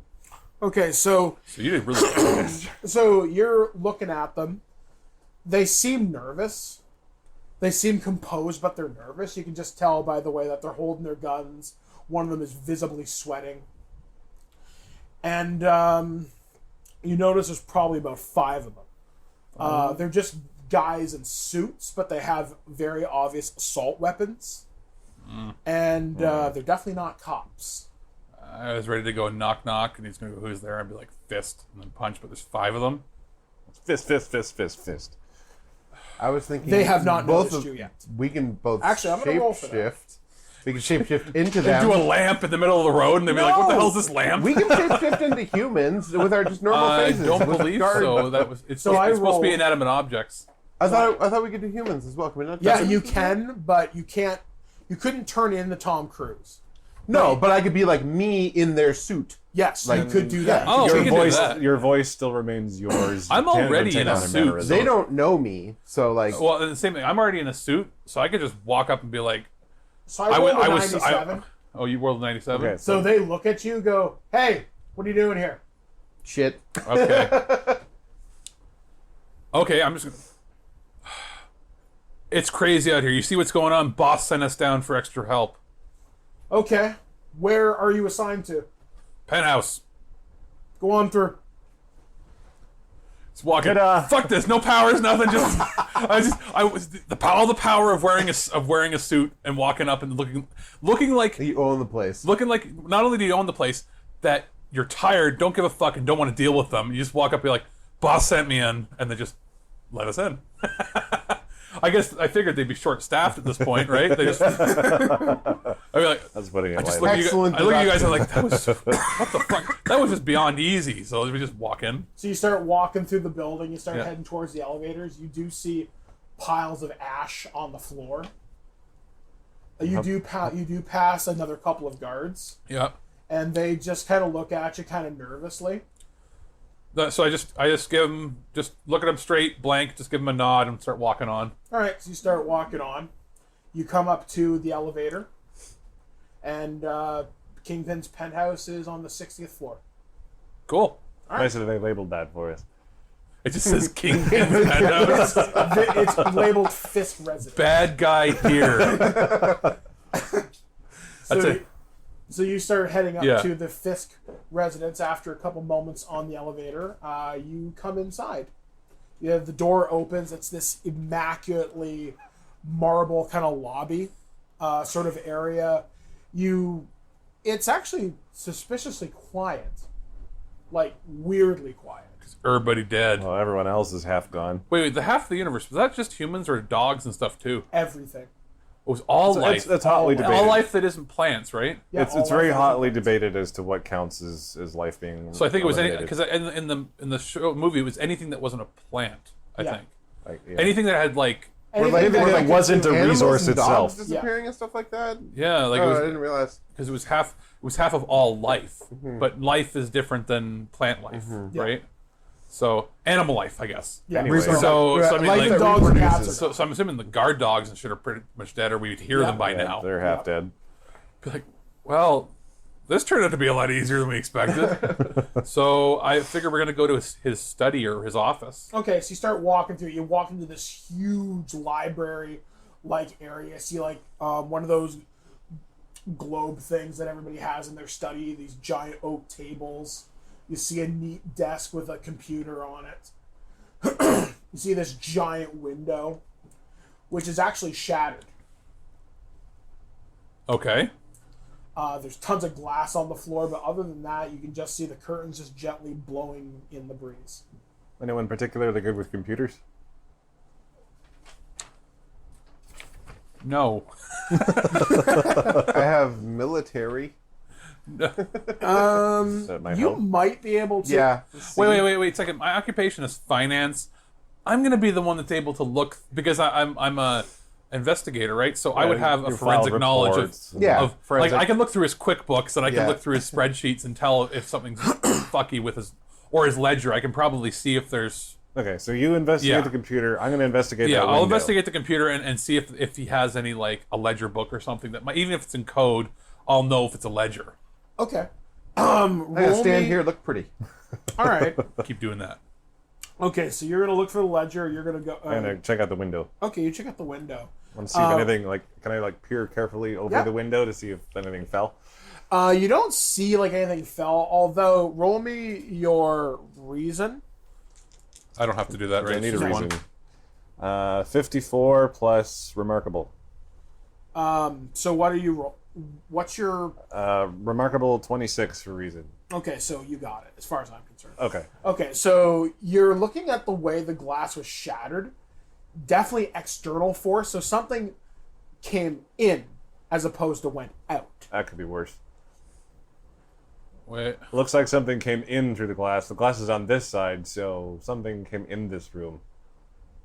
Okay, well, I'm still going to be, I'm assuming, looking in his desk for any like locked drawers or any sort of thing that he would maybe, or I'm reaching underneath to see if he's got like anything taped to the desk or Or a stashed, button or something like that. that sort of thing. As someone who's proficient in thrown weapons, do I have any thrown weapons on me? Yes, you have five knife. throwing knives. 5 throwing knives. Okay, I'm gonna ready a knife just in my hand. Because in I'm case. thinking, what if there's another shapeshifter like us in here? Yeah. Kind of Well, pissed. but it's silent, you said, right? Like, Yeah, it's quiet. so there's probably nobody here. Still, I'd be a little on edge. Something shattered the window and came in. Yeah. Is there, But it could've is there gone into anything the building. on Yeah, the but ground like a rock or it could have gone out again. Yeah, or piece gone of down the metal elevator. or Just anything? tons of glass. Just tons of glass. So something came in and then moved. Actually, roll me your reason. We'll see Okay. if you notice anything. With my typical reason, my number reaches 104. I rolled a 99.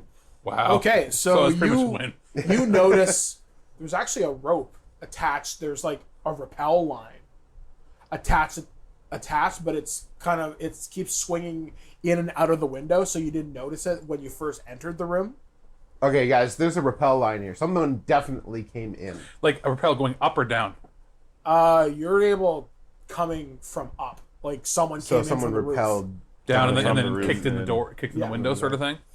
Okay, so have I found anything yet? Roll me your reason. You don't need a reason to have a reason. So I've had to say that the entire time.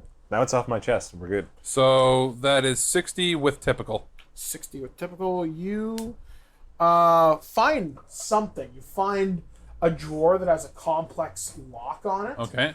You can't fiddle it open just by kind of messing Just with by it. pulling on it without doing anything major to it. Yeah. Someone who's stronger might be able to do it, but you don't know if Kingpin has any traps set up. And I was going to say wrestling won't do it. And it's. I was thinking, I was like, I can probably try to rip it off like I did with the door. wait a minute. So it's got like a key on it? No, it's got like a key. It's got like a lock, like those keyholes. All right. But there's something more complex about it. All right. So I'm going to shapeshift my finger into a key. Okay. Roll me powers. And what power? So that's shape-shifting. Shapeshifting. So I've got that at excellent. Okay. So that is 94. You stick your finger, it turns into liquid. Yeah. Then it starts to harden up, and you can feel your finger kind of twisting around in the lock, fiddling around, going through all the tumblers. After a second or two, Yep. click.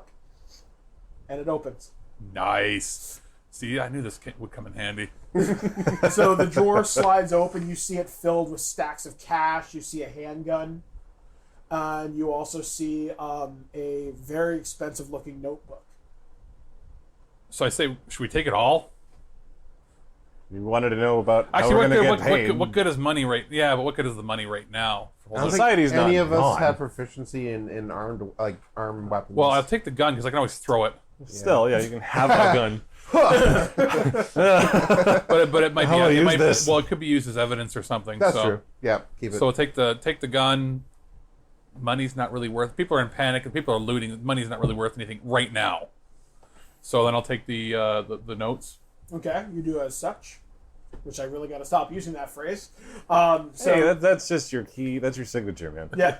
So you take the ledger book. You haven't opened it yet. I'm gonna take the money. Okay. Yeah. Why you not? go ahead. You take the We money. gotta get paid. I have no need for such things, but okay. There was about probably $20,000 in cash in hundreds. He has no use for So it. I'll spend fat it 50-50 stack. No, with no. you. Make sure you look at it. Don't make sure it's not like Fake. no. all the same it's not serial like number. it's not like Fisk bucks or something. like Only good at Fisk Industries. it's not like a voucher. It's not They're all like coupons, Disney not dollars. like bison bucks that they're going to be worth. Each one of these will be worth 10 of your American dollars or whatever bullshit. So it's real money. It's got so much I think Bitcoin on they're here. U.S. dollars. Yeah. Okay. Okay. So Ew, Canadian money. So look, you mentioned to us that there's a rappel line. Should we go up and see what's up? Up on the Yeah. Now here's a question: can we go to the If roof nothing's from here? inside. Are there stairs like we can Oh, walk yeah, up? if you look around the place, yes. You do Okay, find so out- Let's just take the easy way I out. was gonna say, how about we don't try to climb up there because I'm not Spider-Man. I mean, I can fly, but I'd just rather walk because I'm trying to keep on Yeah, slow so- down here. And they don't know you can fly either. They Yeah. have no clue. And that's the thing; we're still guards. We're just doing our rounds. Yeah. Yeah, we got to blend in here. So yeah, you go up to the roof, and as you emerge onto the roof, it's still a bright sunny day. You notice there are several bodies on the roof. Bodies, Like as in actual not- bodies? not Actual ash. bodies. Huh. Let's check out the bodies and see what happened to them. They are riddled with bullet holes. That's bad. Are they Fisk guards? Yes. Okay, so someone like- else wants in here for Fisk stuff. Like lots of bullet holes, like Lots. like a ridiculous amount of bullets. Like somebody wanted these people dead in a real bad way. I'm already getting an idea of what's going on, but are I'm glad you are. Do you want to share with the rest of the group? there any footprints anywhere, or any boot prints or anything? The gravel has been disturbed, but you can just tell it just leads from some kind of an entry point. Like maybe someone dropped in either via helicopter or repelled. Are they like From a assault different rifle floor? bullets? You don't know. Are there bullet casings? Yes. Like, where are the bullet casings? Do they lead anywhere specific? They lead towards the door that you just came out of. So someone came up the stairs and then repelled Would back this be into s- Fisk's office? I'm trying to figure out how to roll for it. But would this be a signature that we would have seen before, or might have seen before at crime scenes because of my investigations? I'm gonna let you roll. It'll be difficult to figure out, but yes. Okay, because I might have seen a pattern of this before Yeah. at certain things. What am I rolling? You're gonna roll your reason for this one. See if you can remember something really difficult. 59. 59 against a what? Typical. Typical 59. Typical 59. You are able to. In New York, shootings are not unusual. But the amount of bullets, But the amount of bullets And- seems a little bit excessive. and also the intuition of like who it is, like who was attacked, basically. Yeah. So I'm gonna posit a question. I'll be like, to me, this kind of looks like something that the Punisher would have done. What do you guys say? What do you think? Like, I'm looking around like this. It's not out of the question. I don't see any proof of it, but this is sort of something that I would have thought the Punisher would have done, like, or the so-called Punisher. I'll say because nobody Yeah. knows who he is. I don't know anything of this so-called Punisher. I've spent most of my time in very secluded facilities. Because I figured if I've been investigating a lot of these sorts of things, especially when it's on a known bad guy, and there's a lot of bullets and a lot of dead people, and so far we haven't seen like any superpower things. It's just somebody who just propelled in. That's a very Punisher sort of thing. The last thing I want to do is go toe-to-toe with Castle. So you know his name. I don't. I'm just like the Punisher. But again, I could be wrong, but that's what I'm thinking.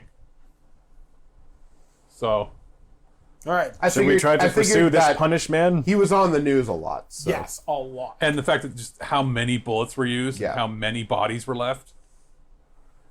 Not a lot of superheroes do that, and it's not really a villain MO to leave the bodies. Like, it's a very... You've left a message, right? So what are you guys going to do? You're sitting on the roof, and all of a sudden you start hearing just the rat-a-tat-tat of assault rifle bullets just hitting pavement. You start hearing people yelling and screaming. You hear more gunfire. Where's it sound like it's coming from? Sound like it's coming from below you. all right, Outside or inside? Inside, probably. all right. Let's go. We'll say 60. Should we go check it out? What choice do we have? Let's figure out what's going on and try not to die. So, you guys run down the stairs. You start hearing what sounds like an amazingly pitched firefight. You start hearing assault rifle, and then it stops for a second. And then you start hearing boom, boom, boom, boom, boom, boom, boom, boom, boom, boom, boom, boom, boom, as something a lot heavier is now being used. Let's be ginger about this. And you just hear someone yelling, "Where's Fisk?"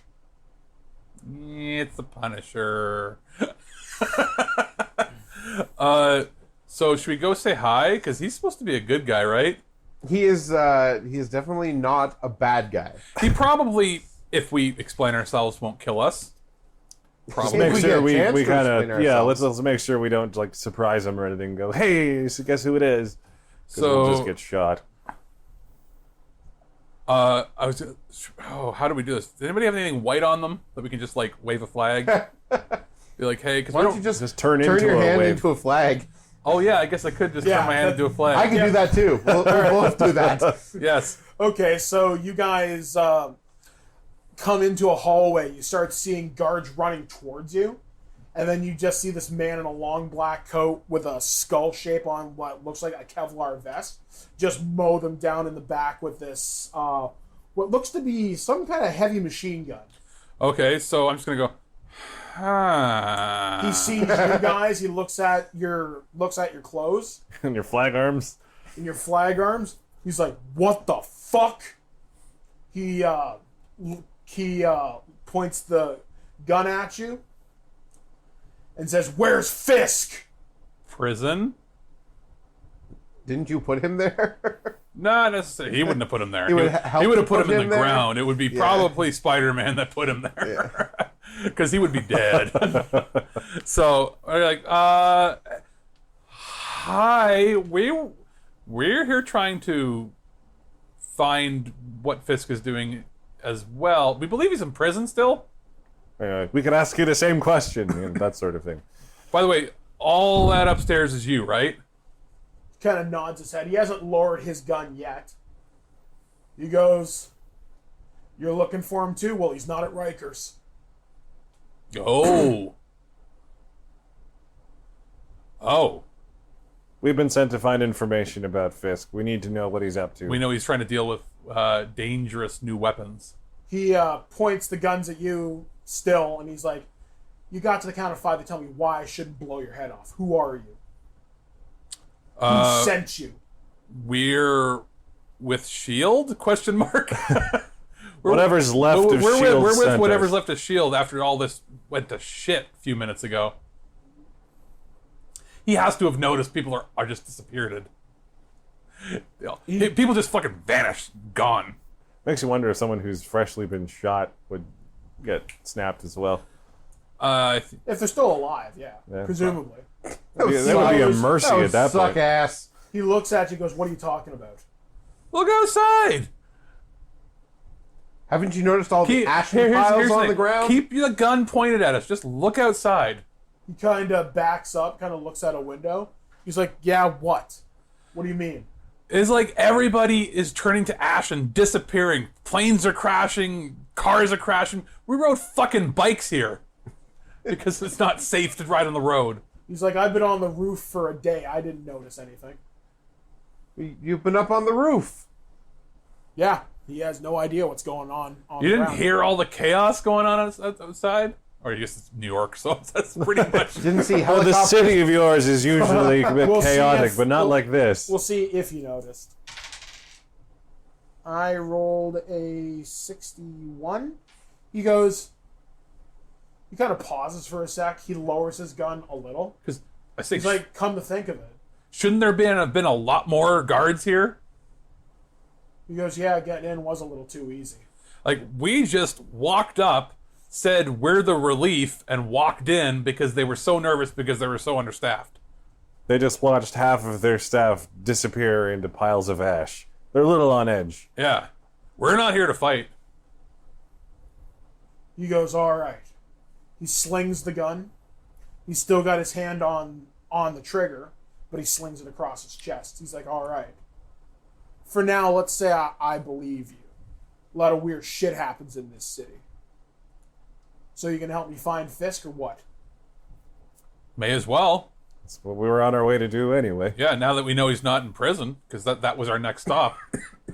Because I'll tell you what I know, you tell me whatever you know. Deal. All right. So, what's going to happen as our heroes have run into Marvel's signature vigilante, the Punisher? What's going to happen next? Well, stay tuned to find out here on the Cambridge Chronicles. For the Cambridge Chronicles, we have been... Sir. Fenrir, otherwise known as Mr. Christopher. Al. And I have been your judge for this afternoon, this evening. Whenever you're listening, Mike the Birdman Dodd will be back right after this, right here only on the Cambridge Chronicles.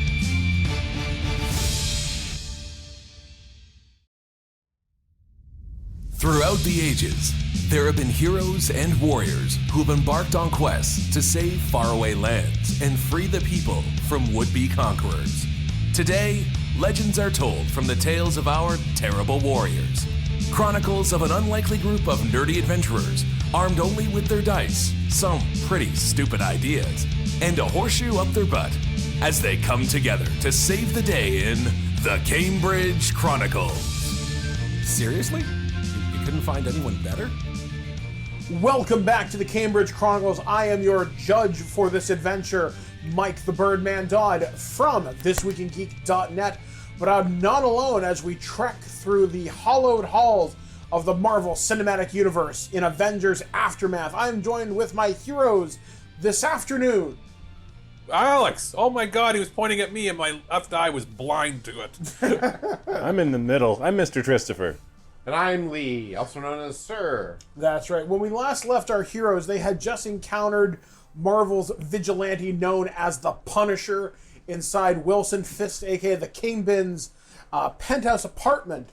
And they just come across some disturbing information that evidently whatever Kingpin's up to might be succeeding because he's not in Rikers right now. Wait, I just thought about something. What? Maybe he's not in Rikers because he's vaporizing it enough. It's a bit of a coin flip Turned on to that. ash. That's a possibility. Yeah, it is. Yeah, no one knows. Because he's a person. He's a thing that lives. Yeah, yeah. Or may not So- be living. Yeah. So Castle lowers his gun. Like I said, he has it by his side, but hasn't taken his finger off of the trigger yet. So he's like, all right, you Okay. help me find Fisk. I'll help you as best I can. Okay, so first question about Fisk. When did you check to see that he wasn't there at Rikers? Yesterday. Okay, so he went out before all this craziness happened. So He could still be out and about somewhere. yeah, he could still be out. This isn't a case of he didn't just turn to ash like all these other people out there in the last hour. He's like, no. Okay. Oh, well, that makes sense. Sorry, stupid me. You were camping out here for a whole day, so you had to have been there earlier. There's a lot of chaos right now. We're not Yes. thinking straight. We're getting everything straight. I'm writing things down in a little notebook that I would have for my investigator's notebook. He says, as far as I know, someone was going to break him out this morning. And they were going to bring him back here. Was there any indication as to who was breaking him out? I got a couple names, but I don't know anything more about them. Guy goes on the names by the streets of... His name's Lonnie Lincoln. He calls himself Tombstone.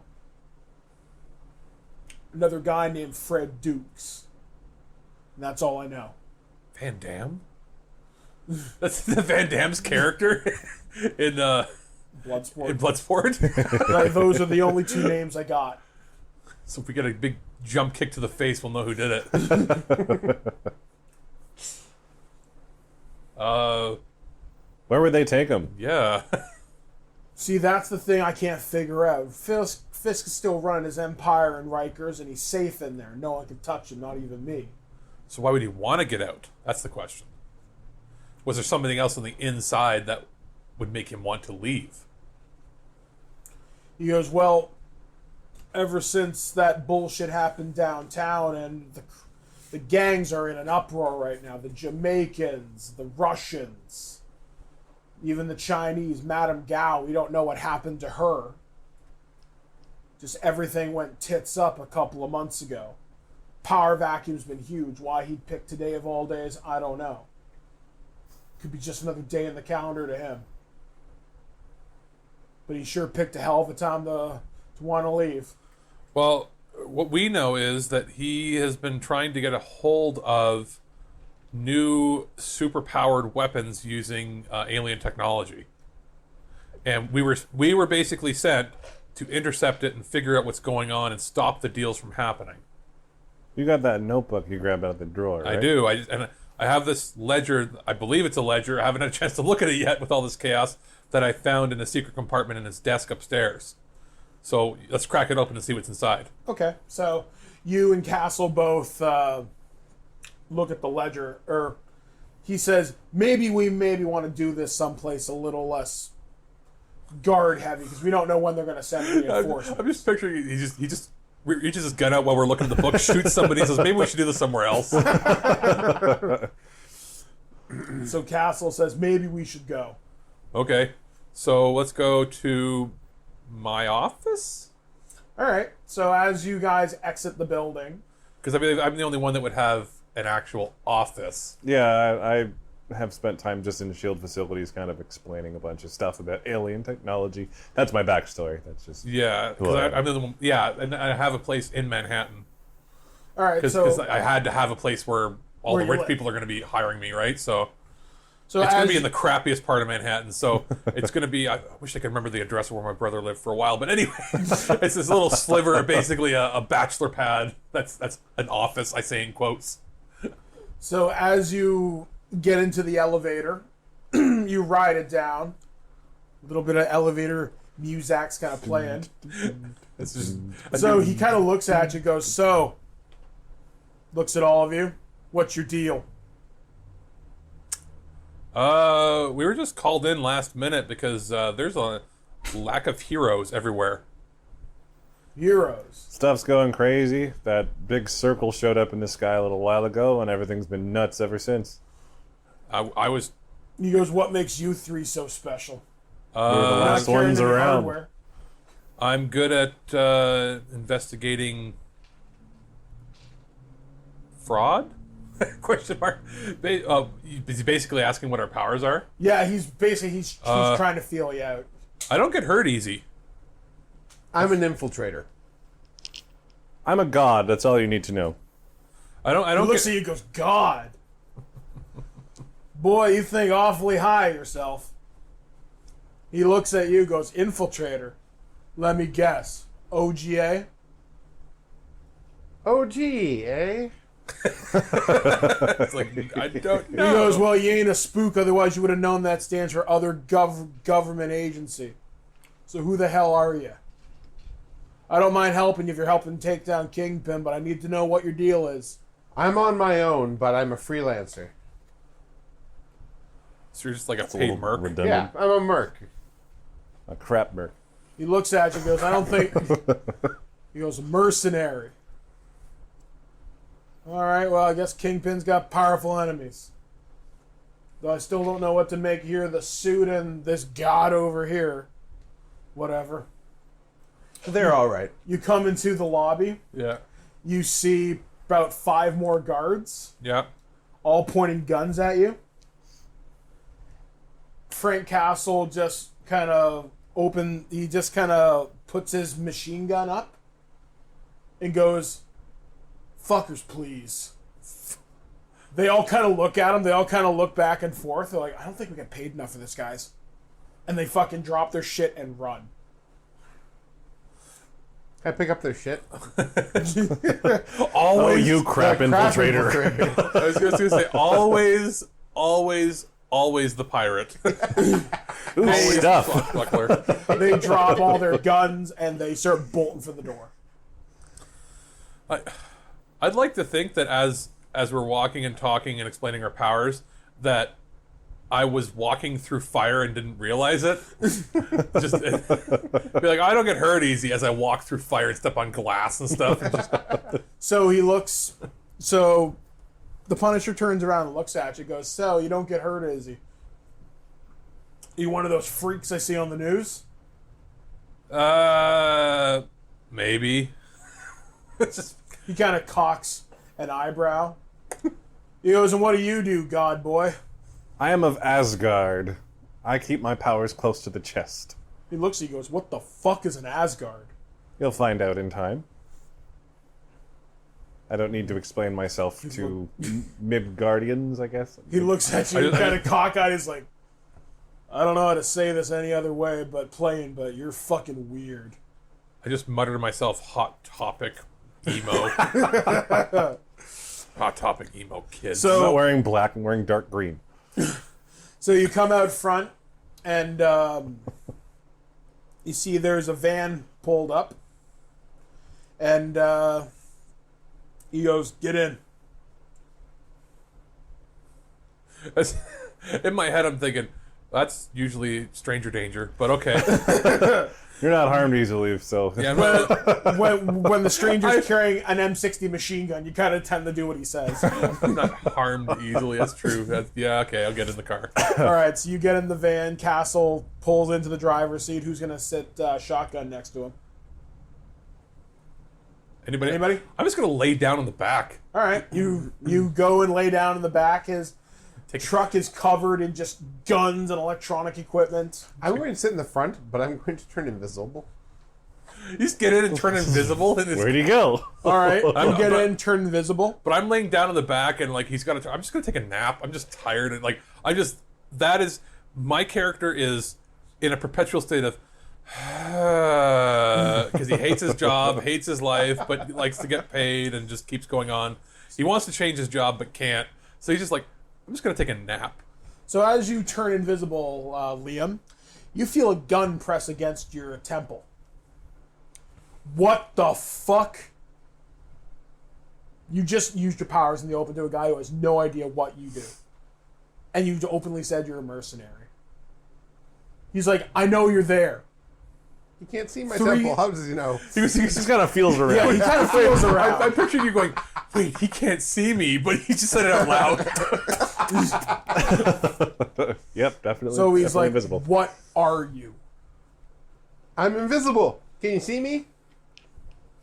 Talk. Take it. Start talking. It's a good way to party kill the party at the beginning of the game. I'm sorry. I am a mercenary, but I do have powers. Visible Weird, wacky now. world we live in. I'm visible again. I was gonna say, I grumble up from the back and go, "It's his car. Just do what he says." Okay, I'm visible. He goes, I'm "Boy, visible. the second I don't know where you are, I start filling the air with lead. Don't do that again." Okay. All right, so I pee a little. after about half an hour of driving, I presume you give him the address. Sure. You start driving through the city. The city, once again, still in chaos. There's cops trying to contain it. People still running and looting. I still think it's funny. But I guess he's driving and he can just weave in and out of broken Yeah, cars. he's good driver. just like, Knows what he's doing. he's upset. So and now he's probably seeing all the Yeah, ashes he's of like, people. "What the hell?" He looks around the van. He kind of turns his head back and goes, Told ya. "So what the hell happened?" No idea. Told ya. Sitting in a room, minding our own business, as it were, and all of a sudden chaos erupted everywhere. We had a job to do. And we were getting paid. So He goes, "It ain't my problem. It ain't my problem." exactly. So you get to the address. You pull up to this little slice of scum, more or less, in the middle of Manhattan. Basically, it's a bodega. It's Manhattan, so everything is still sort of nice. But you live above a But store. if it's the crappiest part of Manhattan you could imagine, like the rent is still like $8,000 for a bachelor, and I'm above a bodega. All right, so you go up the stairs to your apartment. You walk in. It's still quiet, nothing unusual, and you all sit down at at the kitchen table. Cool. So you start cracking open the ledger and start reading through it. Anybody want a beer? Yes. Sure. All right, so you will start cracking open the ledger. Everybody, roll me reason.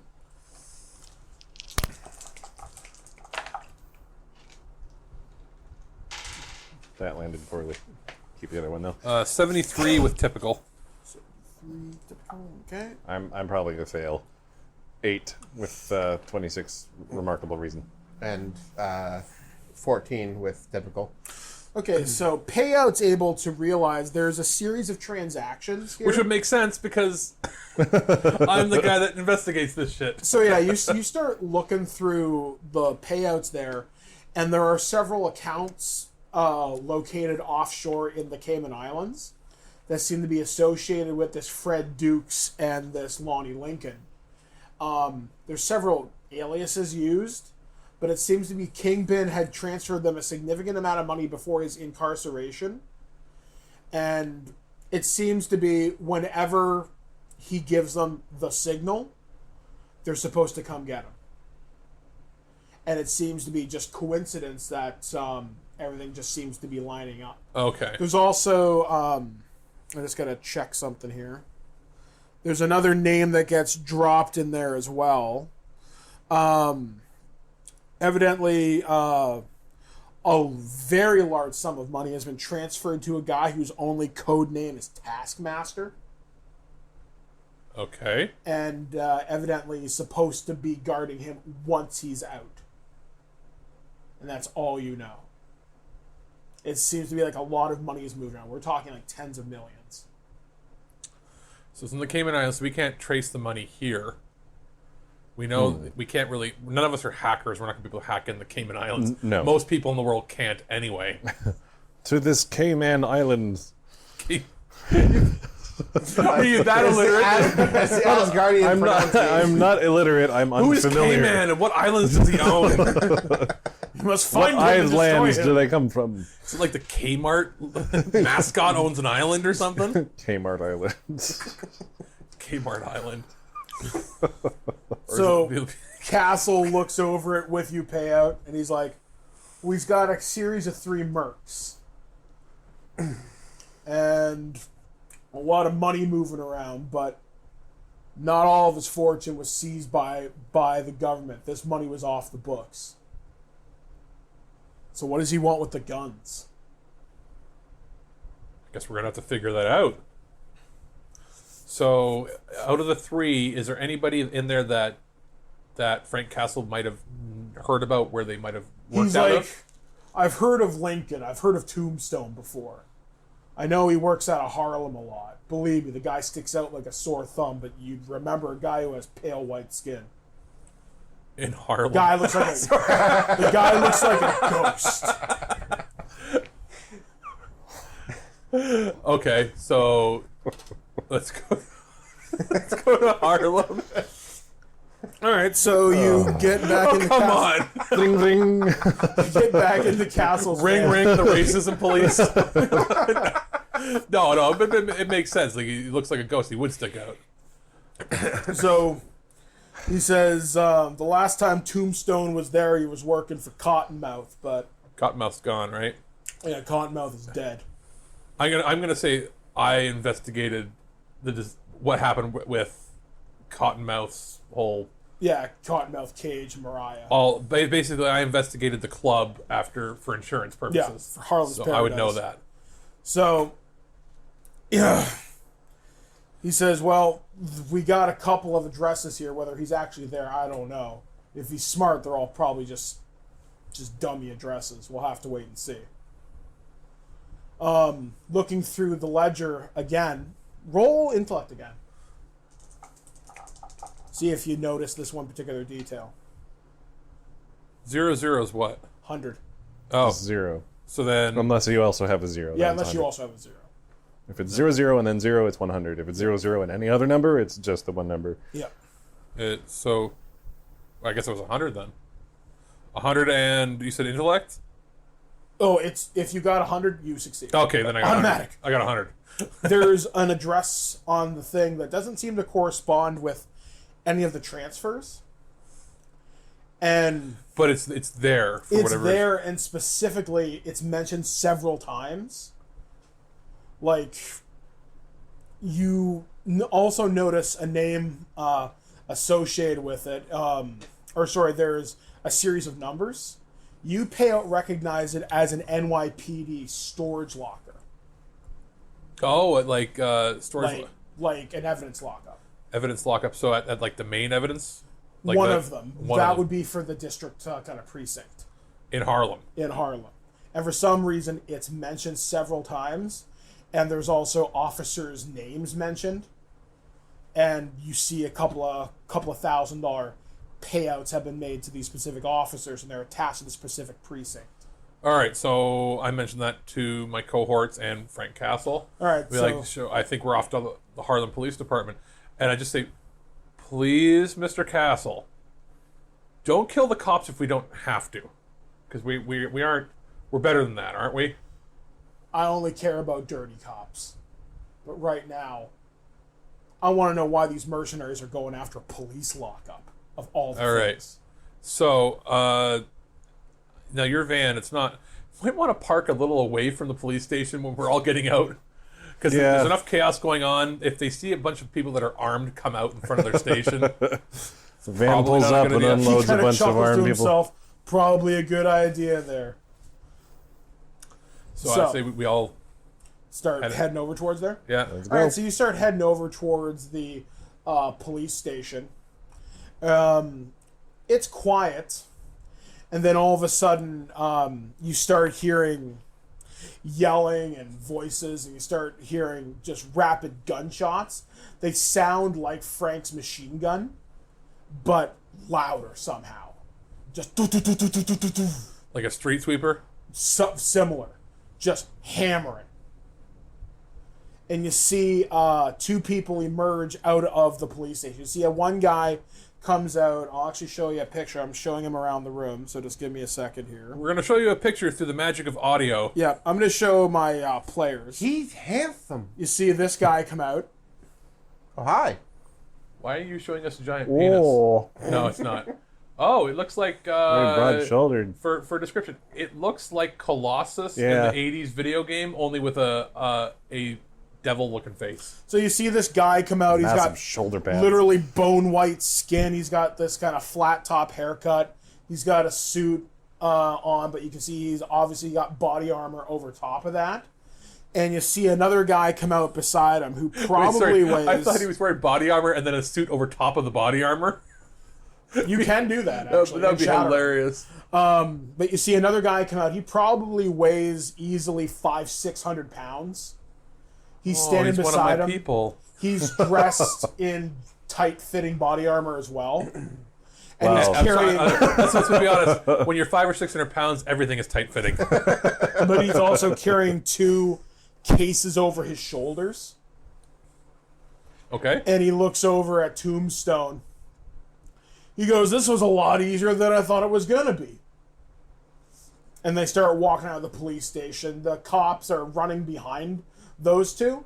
They start shooting at the fat guy, and they're just unloading into him. And he's just laughing at them. He starts chuckling. He chucks one of the cases, hits a cop right in the gut, knocks him down. He goes, "Nothing hurts the blob." It's the blob. He steps on the guy's head. It basically is crushed. Picks up the case and goes, "If you don't want to end up like your friend here, I suggest you leave us alone." So they start emerging out of the police station with the two cases. Tombstone's got like some kind of an assault rifle in his hand. And they start just literally just walking down the street. Okay. I'm gonna throw my gun because I don't have a skill with guns. I'm gonna throw my gun like I'd be throwing a throwing knife at not the blob, at the skull dude. Please don't start At, calling out Tombstone. blob. Also, you know what? Talk about offensive shit. The blob. I still think it's funny that they didn't change his name ever. Yeah. Yeah. All right. Yeah. Anyway, I'm gonna chuck it at Skull Dude. All right, so you chuck your thing at Tombstone. Roll me agility. Because it's a ranged attack, as far as I understand. Actually, do you have thrown weapons? I do have thrown weapons, so I believe that is supposed to be. Is it fighting? For that? Let me see. I'm just looking it up. Because it's considered. It's one of my talents. What is it at? It doesn't have a category for that. Yeah, Well, no. there's no intensity for this. Oh, no. I think it just means it goes up a column shift. Yeah, I so. think it's basically proficiency. Oh yeah. It says plus one column shift. For Okay, those so abilities. throw it, and then it goes up a column shift. Okay, so and I'm running. I think it's agility for that. Yes, agility, because it's ranged.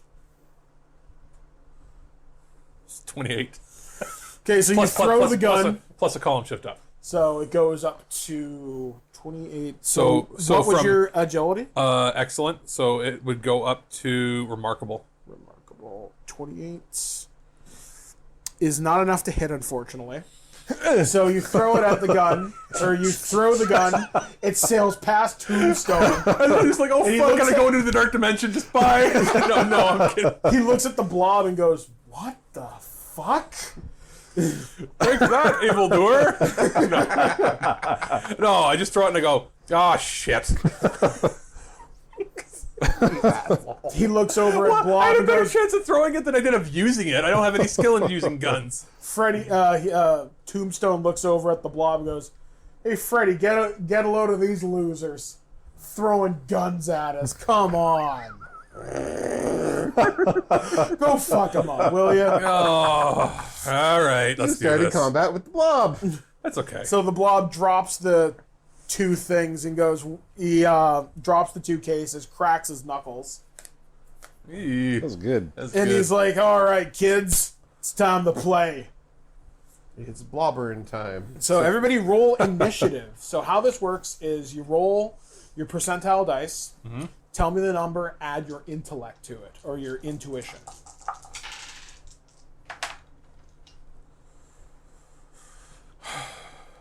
I just need to know who got the highest. I got 98. I got 92 plus my intellect. I did not Yes. get that.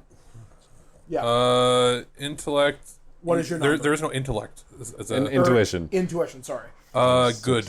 So plus 8. So that would make it 80. Or no, sorry, no, make it 100. 54. 100. So let me see what Blobs is. I'm just going to double check. I'm pretty sure I'm getting this wrong, but whatever. 397. 108. So what did you get? 100 then. Okay, so I'm still going first. Yeah. Okay, so Well, it makes it'll- sense. He just turned to attack us. Yeah, so the Blob's going first, and then it'll go to Al, then it'll go to Fenrir, then it'll go to Sir. Okay, so the Blob drops the two cases, cracks his knuckles, and starts to make a charging attack. And I'll say you guys are all standing pretty close together. We just sort of got out of the van and I just hucked a gun. I thought it would be like a boomerang. Castle's like, It didn't come back to me. What the hell? Castle looks I at it you just hits the guys. ground beside them, and I'm like, oh fuck. You're hoping you hit the ground. Sorry, I apologize. Hopefully, you hit the ground beside him, then shoot him. I had a better chance of that happening than me using the gun myself. Castle looks over at you guys, goes, "Keep him busy for a minute. I got an idea." Okay. So Castle dives into the back of the truck and starts rummaging around. So Blonde Sure. is charging at you. At me? Yeah, how big is your character? He's basically me. Okay, Six so 6 foot, very stocky build. Turn to a brick wall. how much health do you have? 73. Okay, roll me your. Are you going to block this or dodge this attack? He's charging at you. I'm gonna now block because I want to turn it into grappling afterwards. Okay. Okay, so he's going to attack. So that would be would that be rolls under my fighting? Because strength. it's I think block it uses your strength. Strength. Yeah, strength. Yeah. Because you're like trying to push them back. Yeah. oh fuck that. Anywho, is it?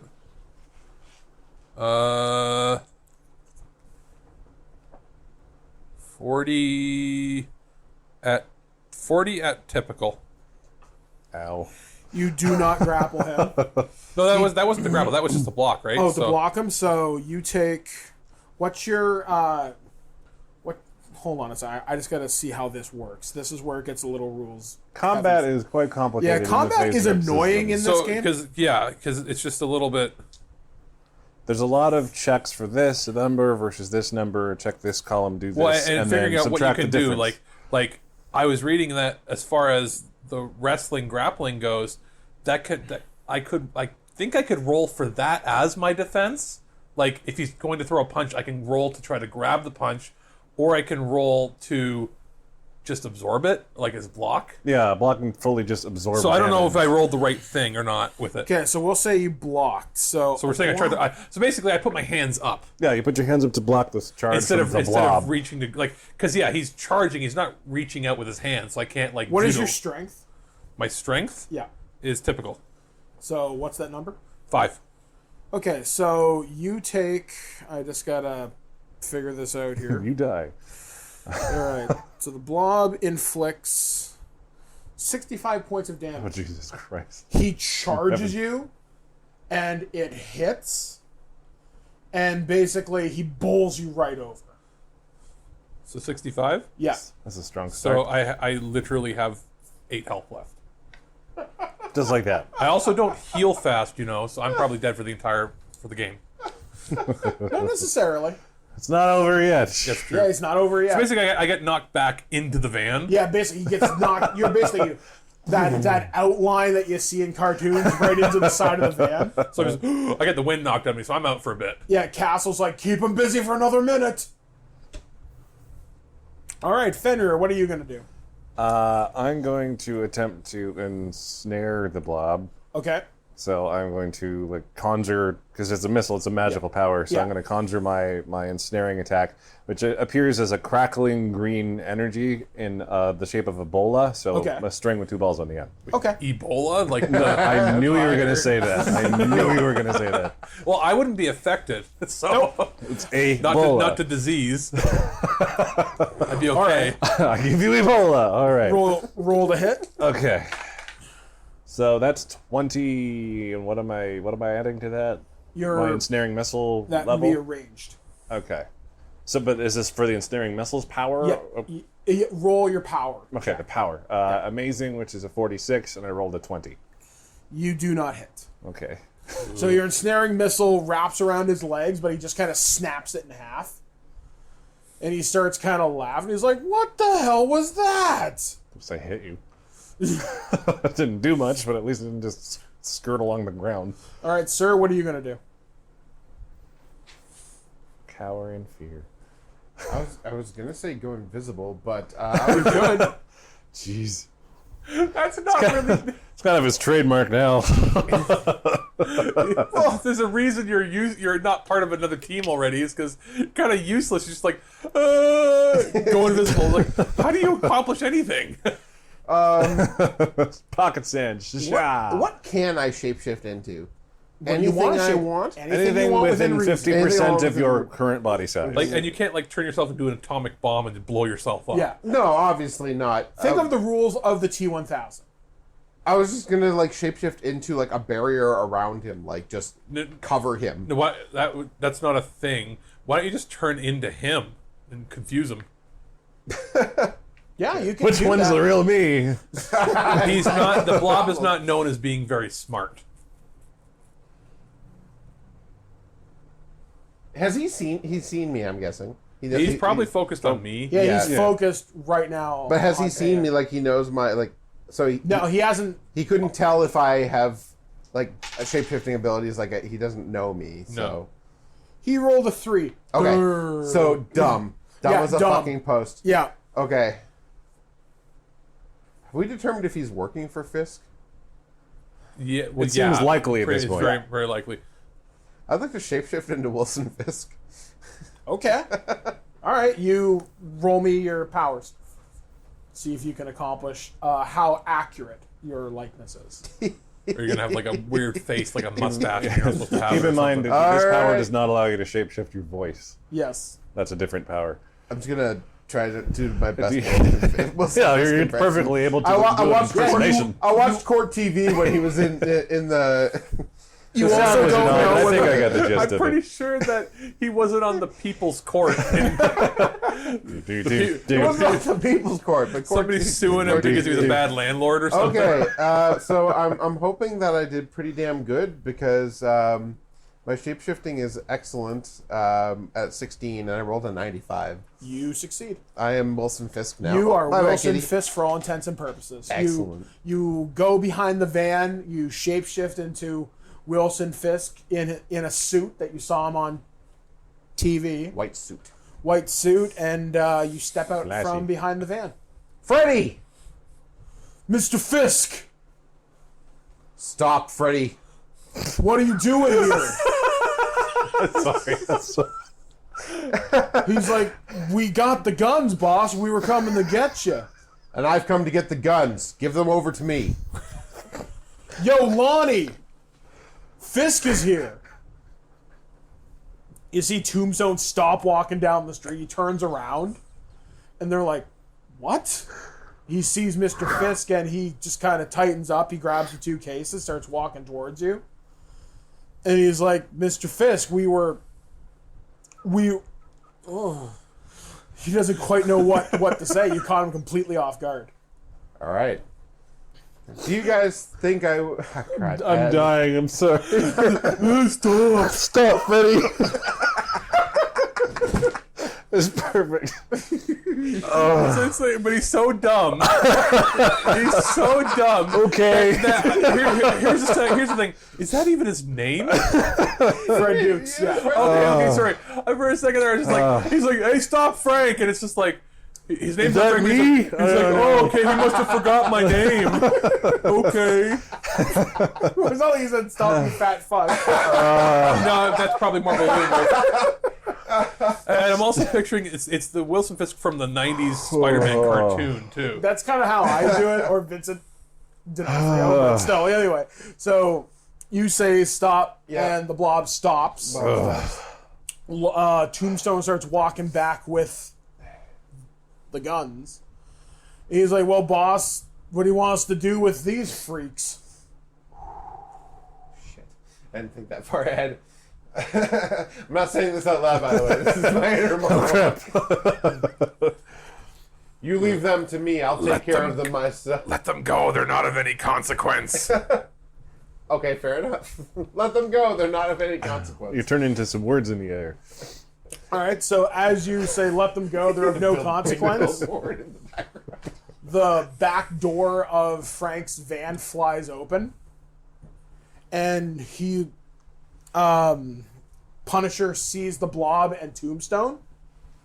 He's like, dodge this, and he has a .50 caliber machine gun mounted in the back of his truck and starts unloading into the blob. I'm just picturing. I'm still stuck in. You're still stuck in the side of the van. You can feel the vibration. I'm like really hurt, just with my head down, and all I did was whisper, "There are no consequence." and then as he's shooting, and I'm just shaking as I'm still wedged in the side of the van.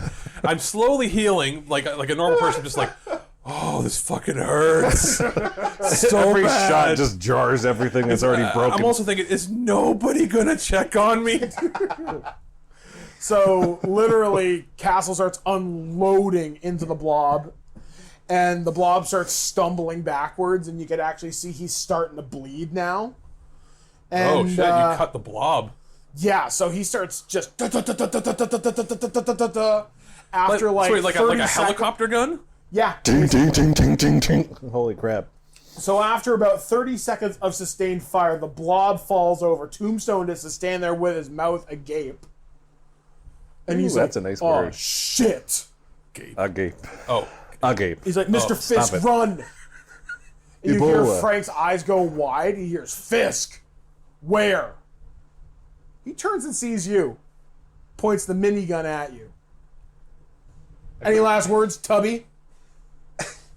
Don't shoot, and I quickly shapeshift Stop, back into Freddy. when you shapeshift into what you would approximate his mother would look like, So it's just like an old lady with a skull face. You just assume that she was born that way too. Don't do it, it's Granny.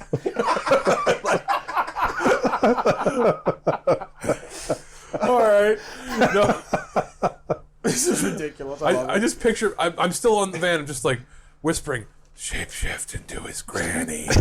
Horrendous abuse of her powers. as I'm trying to breathe because I've got cracked ribs. I'm just like, oh god. Just raspy advice from the van. Anyways, I should back at myself, telling him not to shoot me. Like, that's gonna work. You can hear the gun just start to wind up, but literally just before it starts to spit bullets at you, the gun winds down and goes, Jesus, don't pull that shit and don't tell me. And what are you guys going to do? Tombstone is still there. He's got the guns, but now that he's seen Castle open up with a minigun, he's like, he kind of drops the guns, raises his hands like, please don't shoot me. I don't get paid enough for this. Get rid of. I just fuck. Oh, it hurts. No, I'm still making this. I'm making sounds like that lady in that video where she's crushing grapes and falls. Anyway. So Tombstone's basically given up. He's surrendering. Yeah, he's completely surrendered. The blob is on the pavement, literally cut to ribbons. So he's dead. Oh, he is beyond dead. Excellent. Nobody hurts the blob. I'm dead. Nobody stands up to a minigun either. Die, Freddy. That's why he's the MCU version of the blob. He can take a lot of hits. And but I he ain't imagine he's taking that. firing like diamond-tipped bullets at him too. So it's Oh like my God. shredding through anything. Stop, Freddy. Stop, Freddy. Oh, Freddy. Brett. Stop. I mean, it worked better than me. And I'm just thinking, it worked better than me throwing my gun at them. But, Yeah. Oh my shit. god. We are the most inept superheroes I'm in the supposed MCU. to come when all the action's over. Hey, at least part of my plan worked, okay? I was able to convince the We're not mob. dead. Yeah, but you fooled a simpleton. Like, Yeah, It still counts. Stone was coming back too. I got hiccups. Oh my you give lord. yourself laughter hiccups. Yep. Should we question Tombstone now? Frank's like, well, let's see what he knows. So yes. I also like to point out you're standing in front of a police station full of dead cops. Just FYI. So, is anybody going to pry me off the side of the van, or am I just going to? Actually, I'm just going to rest here. Do I recover anything? Did you? Yeah, I'll say. I was going to say, do you recover in this game? as far as naturally? I'm concerned, by next scene, your health is restored. Okay. As far as I'm concerned, Man, that's Yeah, okay, that that's is some fast. human regeneration. that's Marvel Comics way. Well, I guess actually, when your health goes to 0, you don't necessarily die immediately. There's Endurance loss. yeah. So it's not really, the health is not really like your actual health. It's your hardiness. It's more like after you hit 0, you get knocked out. Yeah, And then you can die.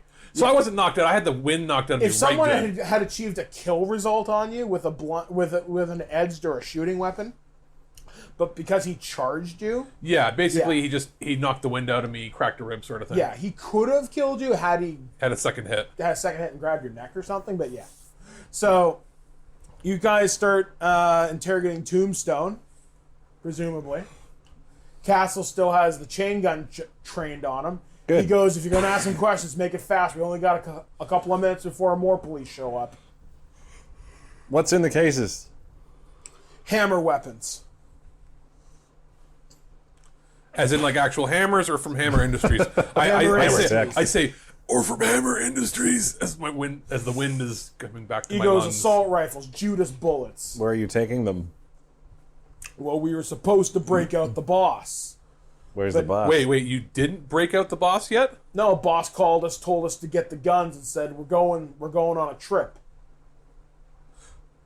So you're saying, as far as you know, the boss was already out? Yeah, he called me.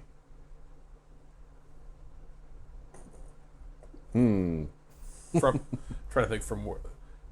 Do you have the phone with the number that he called you from? In my pocket. He promised not to shoot me. I promise not to shoot you. Can't speak for Frank. The Punisher just kind of slyly smiles, is like, I promise not to shoot you right now. It's probably good enough, honestly, at this point. Yeah. We'll take what victory I was we going can to here. say, we don't control him. That's probably the best you're going to get. Good enough. He tosses the phone on the ground. Slightly better than the gun was tossed earlier. It's slightly better, slightly Right. more effective. I pull myself off of the back of the side of the truck or the van and pick up the phone. And I'm going to do the simplest thing ever. Hit redial. I'm not going to hit redial. I'm going to look at the number, and I'm going to look up who called me and see what area code it is and everything. And see, and like not like we don't have triangulation software, but just going to see like, was the carrier? What area code is it from? Looking at that, it's a fairly simple 212 number, so that's New York City. Okay, so he is local still. He hasn't gone somewhere else. It's probably a Sprint phone. If you had to guess, it's likely some kind of a burner they picked up at 7-Eleven. Okay.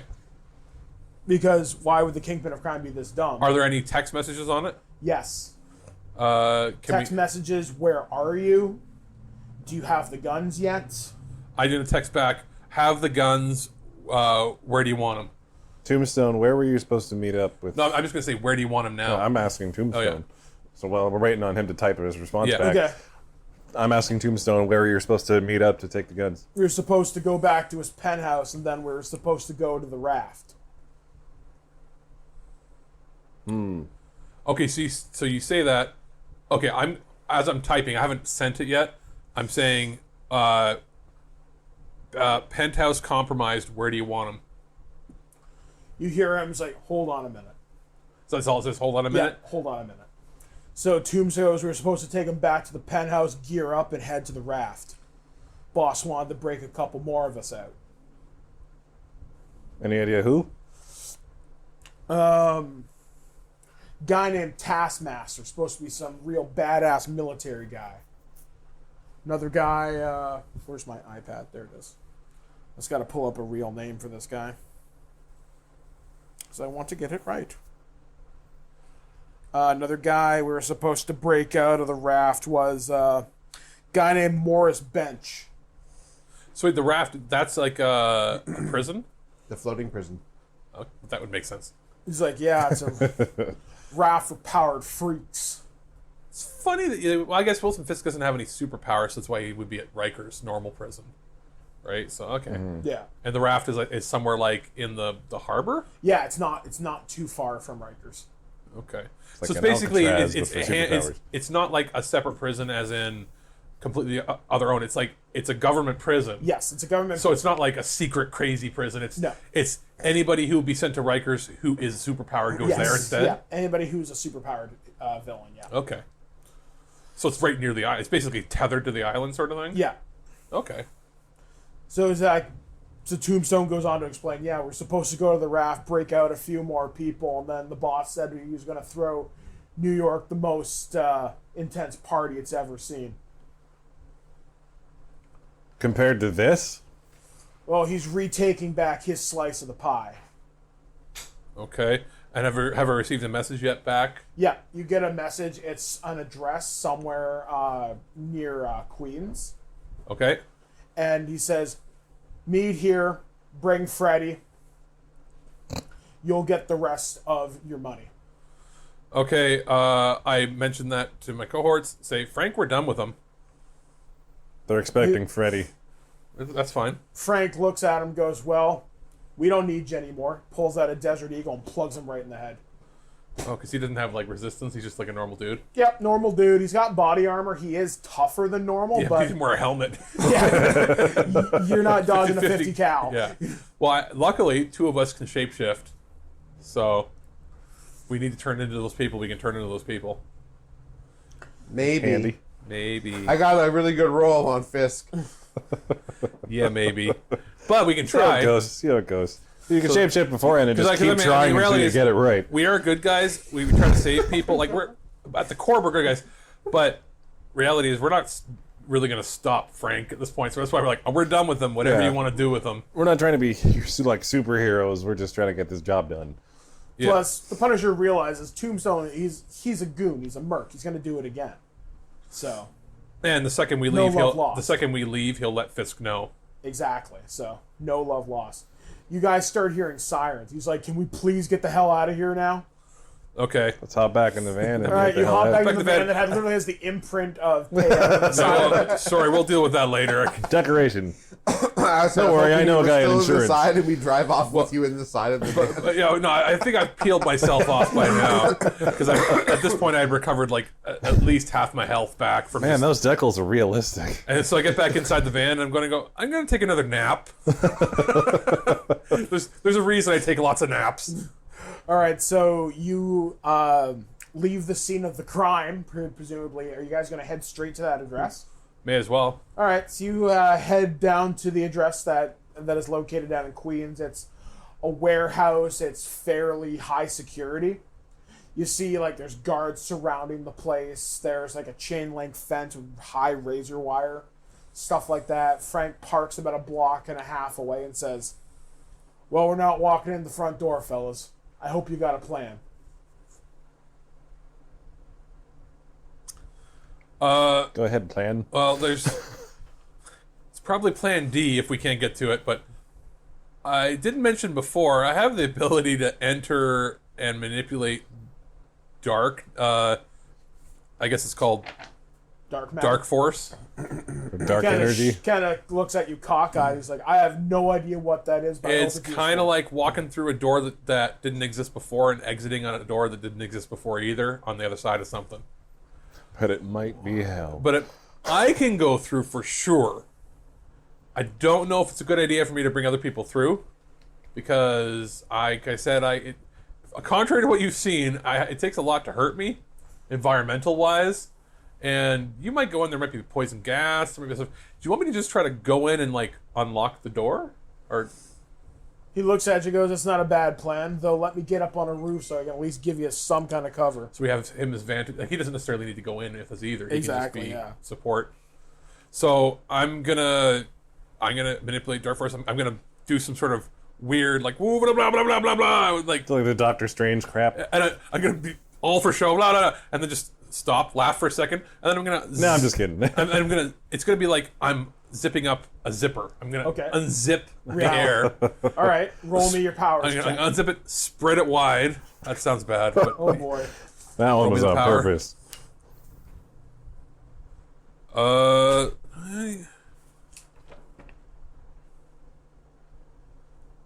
93 and remarkable. So yeah, Yeah, that happens. It happens. So- okay, so you're So it able happens. to- It happens without tentacles reaching in and pulling me through.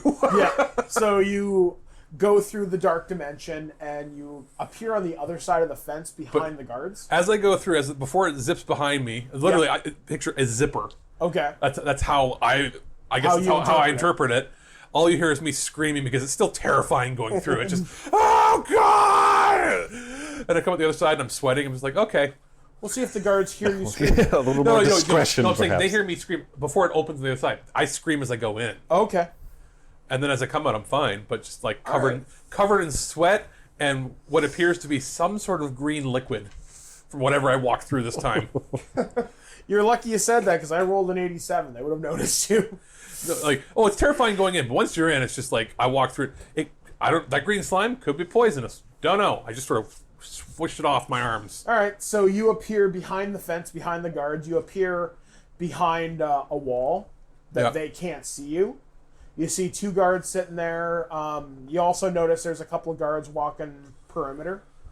Okay. So well, I'm you not going see to a grand throw total anything. of 4 people. You see 2 guys on the roof of the building. Mm-hmm. And you see just one door just leading into the warehouse. They're all nondescript sort of goons just wearing, once again, that same type of black body armor that you saw at the penthouse. So there's some kind of a private security firm. Okay. Now the warehouse, is that where we're trying to get into? Yes, that's where he's expecting you. But I have to let the other people in. So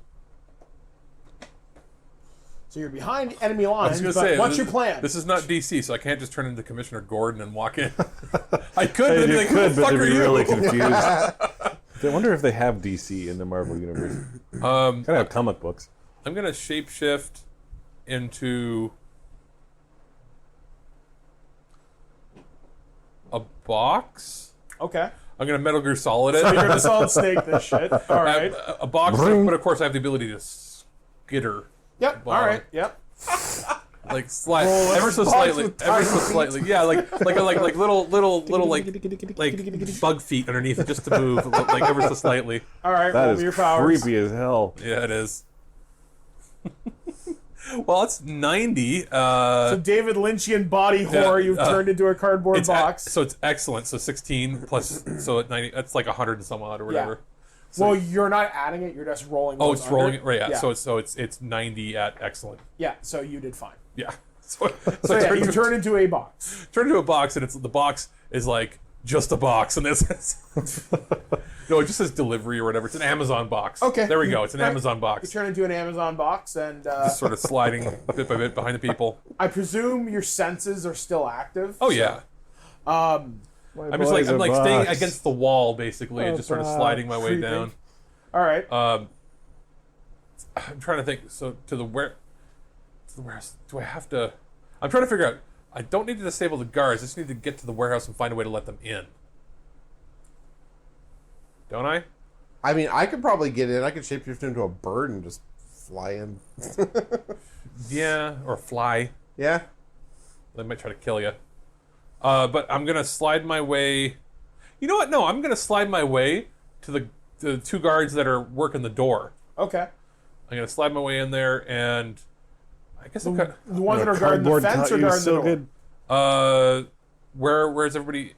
There, Fenrir and Sir are with castles on top of a building about 3 or 4 blocks away. Okay. Fenrir and Sir are with the van about a block and a half away. They can see the front gate with the razor wire and everything. Okay. And Now the front gate is it one of those gates that's operated by like the guys in the Yeah. control room? yes. So I'm gonna go skitter my way into the control room. Okay, roll me. I guess this would be an agility for sneak. As far as I'm not concerned? necessarily sneaking in. That's the thing. I'm just sort of Well, Yeah. they're gonna notice a box. That is walking. What was that just now? Yeah, what the fuck? That's what's a 99. So Yeah, what doesn't matter what it is. unless I get 100, which is possible. 99, and that would be at agility, I believe, which is also excellent. Yeah, dexterity and nimbleness. They rolled a 3. So yeah, I just basically slide in. So yeah, you that sneak box in is behind boxing. them. Okay, so You will have to turn back into a person. just a second. So I'm gonna make enough noise that they notice a box is sitting next to them. Okay. So you shuffle around, the guards turn around like, I don't remember They- ordering anything from Amazon. So they lean in. Yeah, you lean in. I'm they're gonna like, double "No." fist. I'm gonna transform and double fist back into human form as I like rise up. I'll say you've never done this before with your powers. I know. So roll me a powers check. Powers check. Okay. This would normally cost karma, but we're not playing with that rule today. 88. 88. I'll say it happens. So I just basically like an uppercut straight out of the box. What is your strength? Strength isn't high, but my fighting's high. What's your strength? Typical. So, 16? Typically be 5. 5? Okay, we'll see if... My fighting is high, but my strength isn't high. So I guess my grappling is really good. Yeah. You're not fighting at this point. This is a feat know of what? strength. It's because In terms of cinematics, you knock them straight basically my idea was it doesn't have to be super strong. It's I'm uppercutting. You catch them by surprise. I get them right in the chin. Yeah, Yeah. you basically glass jaw them both. Yeah, because you don't have to be really strong to hit somebody in the perfect spot. Yep. Yep, I'll say, you know what? It happens. It looks cool. So you hit the guards right in their glass jaws. As I they crumple to transform the out of floor. it, that's pretty The epic. rule of cool. And then I just press the button to open the door. All right, so the gate slides open. The other guards don't think anything of it. Yeah. And the front gate is now open. And I'm gonna sit the guys in their chairs with their heads straight forward, so they just look like they're working. All right. That doesn't take a roll. That's just putting them in a seat. Okay. All right. Going the Fenrir and Sir. What are you guys going to do? You see the front gate open. You should transform into either Tombstone or the Blob, whichever you feel is easier to do for you. I go with Tombstone because I feel like the blob would be a lot of effort. And then you can pretend. As much effort as Wilson Fisk. There's a but, lot like, more jiggle physics involved with the blob than... And then you can be like, you've captured me, and you're leading me in to see the boss. Got it. Let's roll.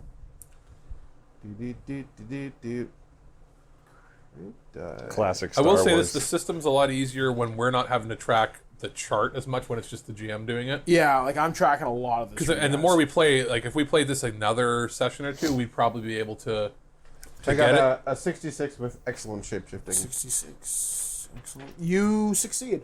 Yeah. Though not as perfectly as you might see him.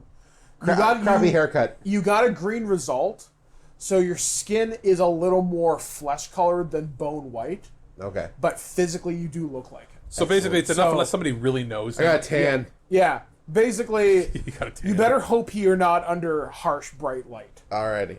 Okay, so you approach the gate. You notice the two guards there knocked out, and you start walking toward. Do you have one of the Judas weapon cases with you? Yes. Okay, so you do that, and you're leading Fenrir. I presume you're carrying the other one, and you start walking towards the gate. We'll see if the guards notice your imperfect shapeshift. Do they notice? Let's find out. On the next episode of Terrible Warriors Cambridge Chronicles, I have just rolled. We'll find out what happens next adventure as we begin to wrap things up here on Marvel Avengers Aftermath. I've been your judge for this afternoon, this evening, whenever you're listening to us, Mike the Birdman Dodd. I've been joined with... Stop, Freddy. Mr. Christopher. Boxman. We'll catch you guys again next time, right here on the Cambridge Chronicles.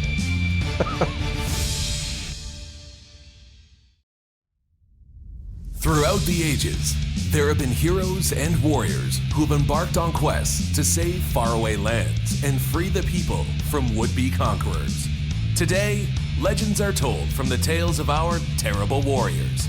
Chronicles of an unlikely group of nerdy adventurers armed only with their dice, some pretty stupid ideas, and a horseshoe up their butt as they come together to save the day in the Cambridge Chronicles. Seriously? You couldn't find anyone better?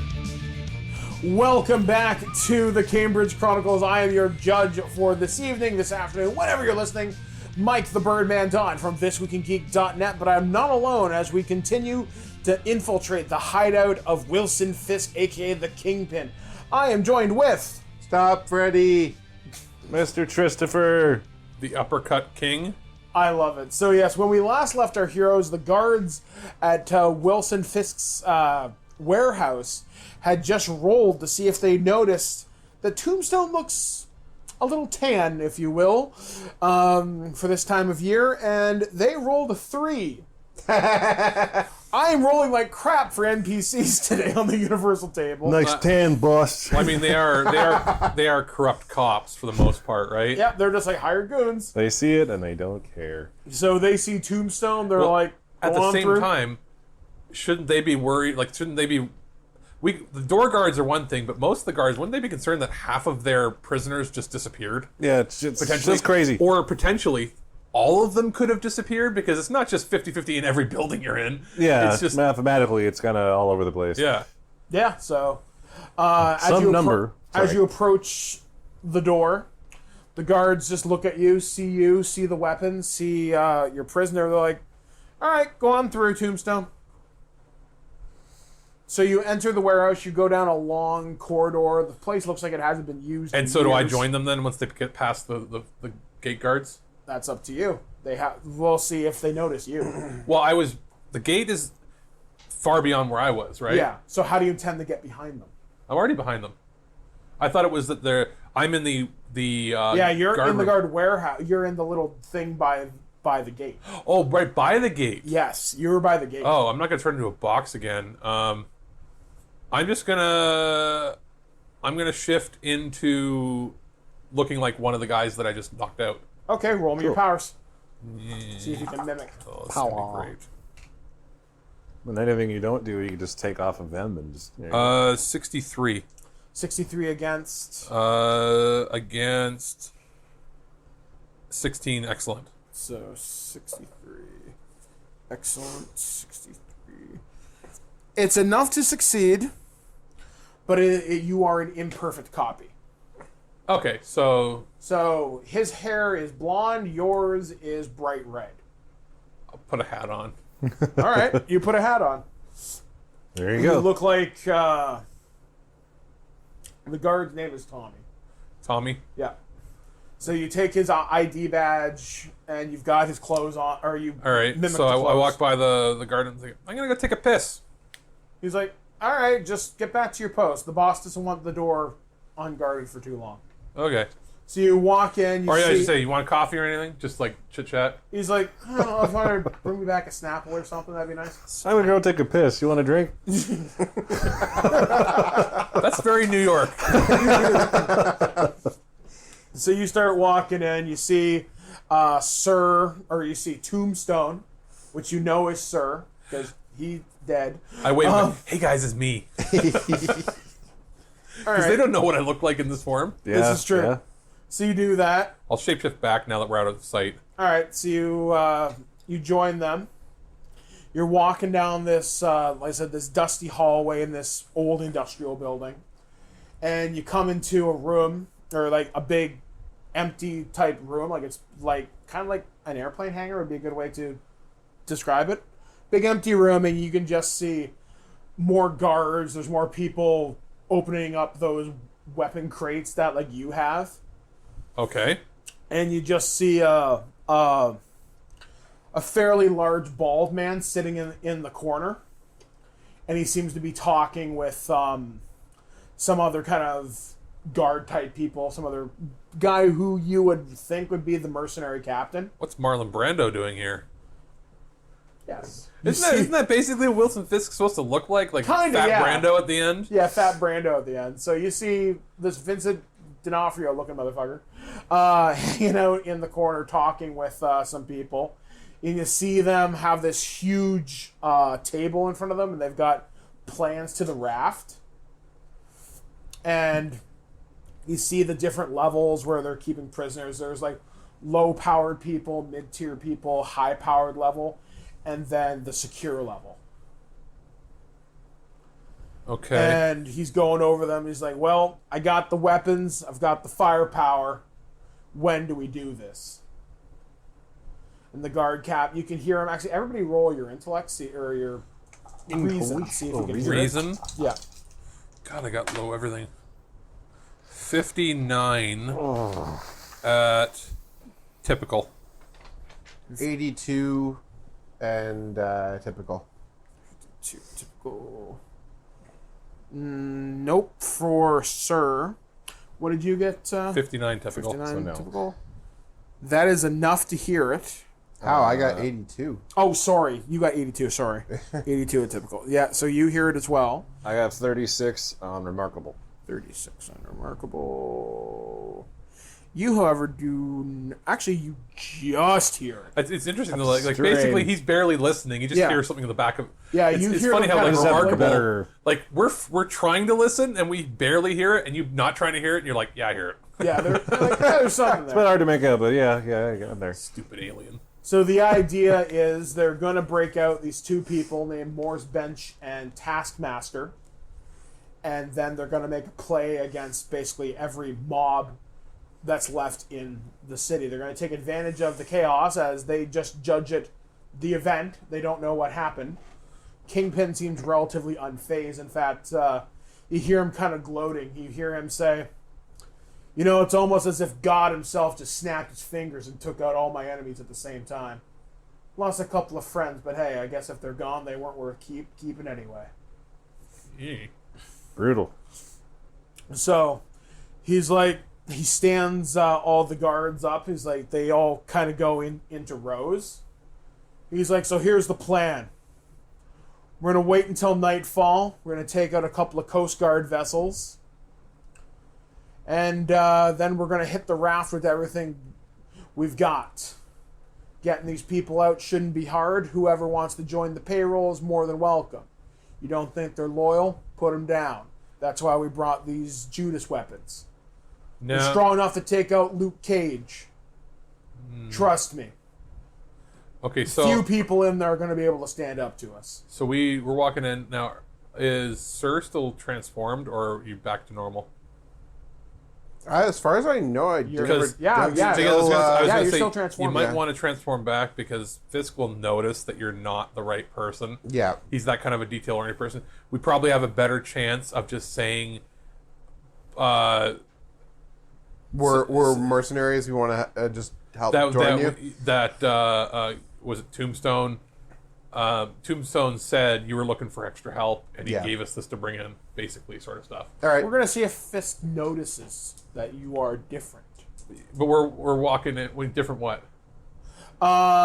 We'll see. I was gonna If he change- knows the face of everyone who's there. Okay, because he transformed back. Okay. Yeah. All right. Because it's probably better if we go in like that than Yeah. if he notices that's that you're a good wrong. idea for sure. Because he's that smart. I rolled a 19. He does not notice. Yay. So you walk in. Walk in with the guns. Yeah. And just sort of plop them down with them and explain that we're associates of Tombstone. He was held up in a firefight with the cops. He just let us know where to come, and here was one of the cases that he was able to hand off to us. He's like, all right. Where's Dukes? Dead, shredded, Who killed the Punisher. Castle? And he just kind of sneers at the very name. He's like, as soon as I got some muscle, Castle's one of the first to die. See, we haven't lied, so we're not necessarily bad. There you go. We lied a bit about being associates of Tombstone, but I mean, we associated with him, we talked, and then He gave us the killed him. stuff. I think we can kill We him. know that's true. He was killed. We said we were done with him. And that was it. So So- we say set as we him just in stare the at each well. other with our eyes, like you know what's Yes, up. yes, yes. You know what's up, people. Quite. All right, so he's like, everybody gear up. We leave in about 2 hours. Okay. So what are you guys going to do? You are behind enemy lines. Oh, we should have brought should- like we explosives with us or something, so we could have taken out the ammunition and everything. Doesn't mean we can't. We Still. get to gear up at this point. We're in the warehouse. Yeah. I was gonna say I could just like zip open the dark dimension. Start As throwing far as them. I know, there were Judas grenades too, if I remember. Okay, the so series if we're right. if we're gearing up, I'm gonna grab a couple grenades. I'm gonna grab some throwing weapons. I don't know if we have any. Grenades are Are throwing you are you weapons. turning back and so you look like you? I or the already other looked like me before we walked in. I changed Okay. back Yeah. immediately. Yeah. Yeah. Because they don't know what we look like. Yeah, We're they didn't know people what we off looked the like, street. right? So Kingpin walks up to you specifically yeah. and goes, "You're not exactly trim for merc work. What do you do? What's your job there? With my job in general, or What do you do?" I walk into places that other people can't walk into. Kind of looks at you, goes, "What do you mean by that?" If place is on fire, I walk in. Place is cold, I walk in. Place is poison, I walk in. Doesn't hurt me. He goes, "Really?" I'm rolling dice. Okay. I rolled a... Just gotta see what that is. I'm rolling my Libris Arcana dice. I rolled 89. Fancy.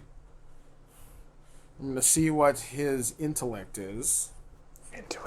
Intuition. Sorry. I keep thinking the Marvel card game. Intuition. Yeah. He goes, "So, when did you switch sides, payout?" Trust me, there aren't too many. Yeah, no. I never had a side. I work for who's ever paying.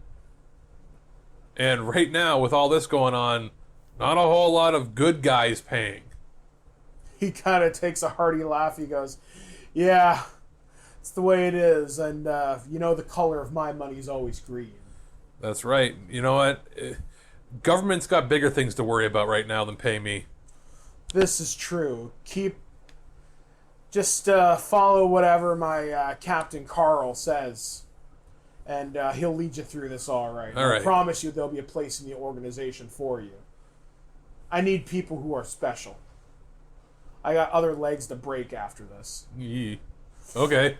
I just go, yeah, okay. And then I start to go gear up. All right, you go gear up. Fenrir, sir, what do you So guys specifically, I'm grabbing a couple grenades, whatever I can fit in my pockets. do? Okay, so grabbing you a few got couple grenades.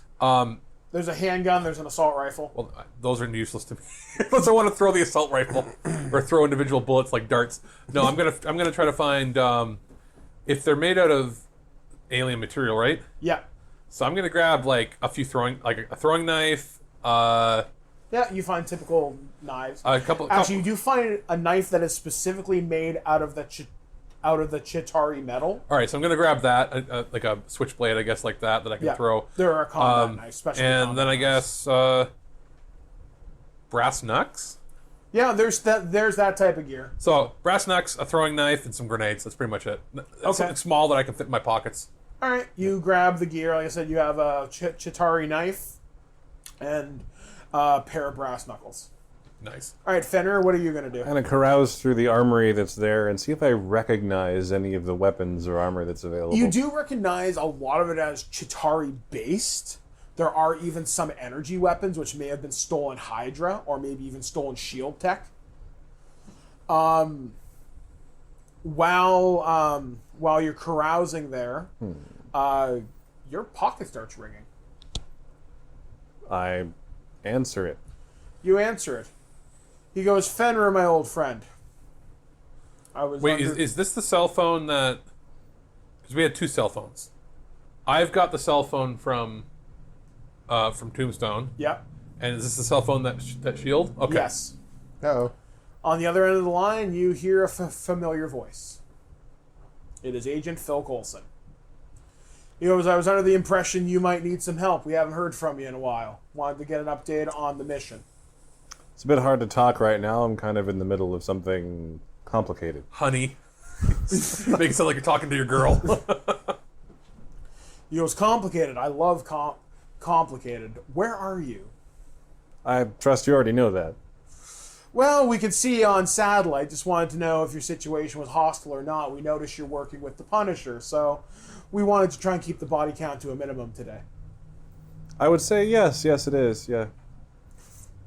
He goes, well, should you need any assistance, we are only but a phone call away. Good luck to you. And he All right. hangs up. Well, I should be ready in about 2 hours, and then we can go. He goes, 2 hours? All right. We will have S.H.I.E.L.D. assets waiting for you. All right. Phil Coulson hangs up the phone. Okay. Sir, what are you doing? I'm also going to get some throwing weapons and grenades. I didn't So, pick, so yeah, I what didn't is pick your- anything up. do you I have just answered proficiency a in, phone like, call. Throwing weapons. Same with me. So we're basically... We're very similar that way. Did I grab the Chitauri Yep. energy weapon? Yep. Because that's pretty cool. Yeah, you grab one of the Chitauri, basically, cannons. The chia. And it looks like the old World War II Hydra weapons, but it's more like a heavy machine gun. So it'll do some damage. Cool. So you grab that, and as you do that, once again, Kingpin starts making the rounds, and eventually he leaves. After another little bit, you're all asked to pile into several different vans, and you start heading down towards the waterfront. So, I was going to say, how do we... Frank will know what's going on. He's been watching with a scope, right? Yeah. So, I mean, Fisk... We weren't tasked with actually stopping or hurting Fisk. It was just stopping... We were Whatever going for happens. information and figuring out what's going on. Yeah, so if Castle decides to go shoot him, it's not our problem anymore. Pretty much. Now we're just trying to stop, I guess, whatever transaction's happening here. His life doesn't concern me. Yeah. All right. So eventually, you're led down to the waterfront, and there are several different Coast Guard boats, which have all been commandeered by Fisk's men. You are all put on the same boat, Okay. Andy? and you start proceeding out towards the raft. Takes about 30 minutes of travel. You're coming out on the water. It's probably around 8 or 9 at night, so it's dark. And you can just see the lights of the raft. You can hear the wail of a siren. And you just hear, "Stop! United States Coast Guard, we do not recognize your ID transmit." And then the Coast Guard vessels start opening up with energy weapons towards the raft. just literally just bolts of energy just start flying out towards the raft. You can hear explosions. You can hear distant yells and screams as your boats approach the raft's I shapeshifted into water. dock area. No. You start coming up onto the shore. You see raft guards coming down. They're starting to shoot at you, but they keep getting cut down by the energy weapons. What are you guys going to do? Panic slightly. So you guys notice the Fisk guards, the Fisk mercenaries are just shooting people left and right, and they start making their way towards the actual main part of the prison. You notice the guards here are not remarkable in number. In fact, there's remarkably few here. So they were all raptured. It's basically the Thanos rapture. Because he thinks they're being saved by killing them, right? So Yeah. so that's pretty much. I'm gonna pull up my phone and just hit the redial button to call Coulson back, and then put my phone back in my pocket. Okay. and just You do make as sure you such? turn the volume down. It's like, hey, what's up? All right, Mine so is you speaker. dial Coulson. I have a cell phone I can throw at somebody. All right. Maybe it'll shoot at them. What are you guys going to do? Oh, we can't let them let all the prisoners out. No, it'll end up more and more difficult to contain the Were situation. there any other superpowered like people that we saw coming with us, or is it mostly just police? Mostly just cops, former mercs. There might be one or two other powered people in there. You're Are not we sure. one of the first people on the ship? Yes. Or like on the shore? On the shore, yes. You're one of the first wave.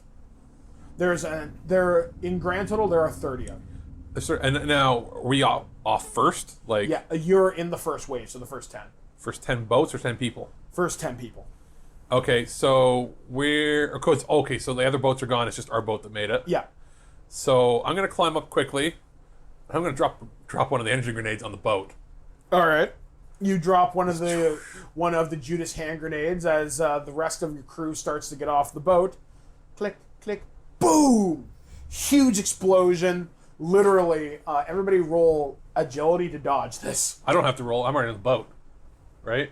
No, it's a huge Oh, explosion. fuck me. Okay. These are Judas grenades. It's a 71, excellent. Success. 79. Success. Excellent. 34. Excellent. Oh, we'll see. Excellent. 34, Well, excellent's not bad. 34, where's my chart? 34, excellent, is a miss. You do not dodge. You are hit by the explosion. I will say, for the sake of keeping things simple, you are hurled into the water by the force and you take, say, 30 points of damage. Nice. So, not too bad. what is your health down to? He's like, I have 23 health. And be like, oh, fuck. No, it's not that low. 30 points of damage, you said? Yeah. 43. Okay, so the explosion, the concussive force knocks you back into the water, But he's not drowning. but you are not drowned. Good.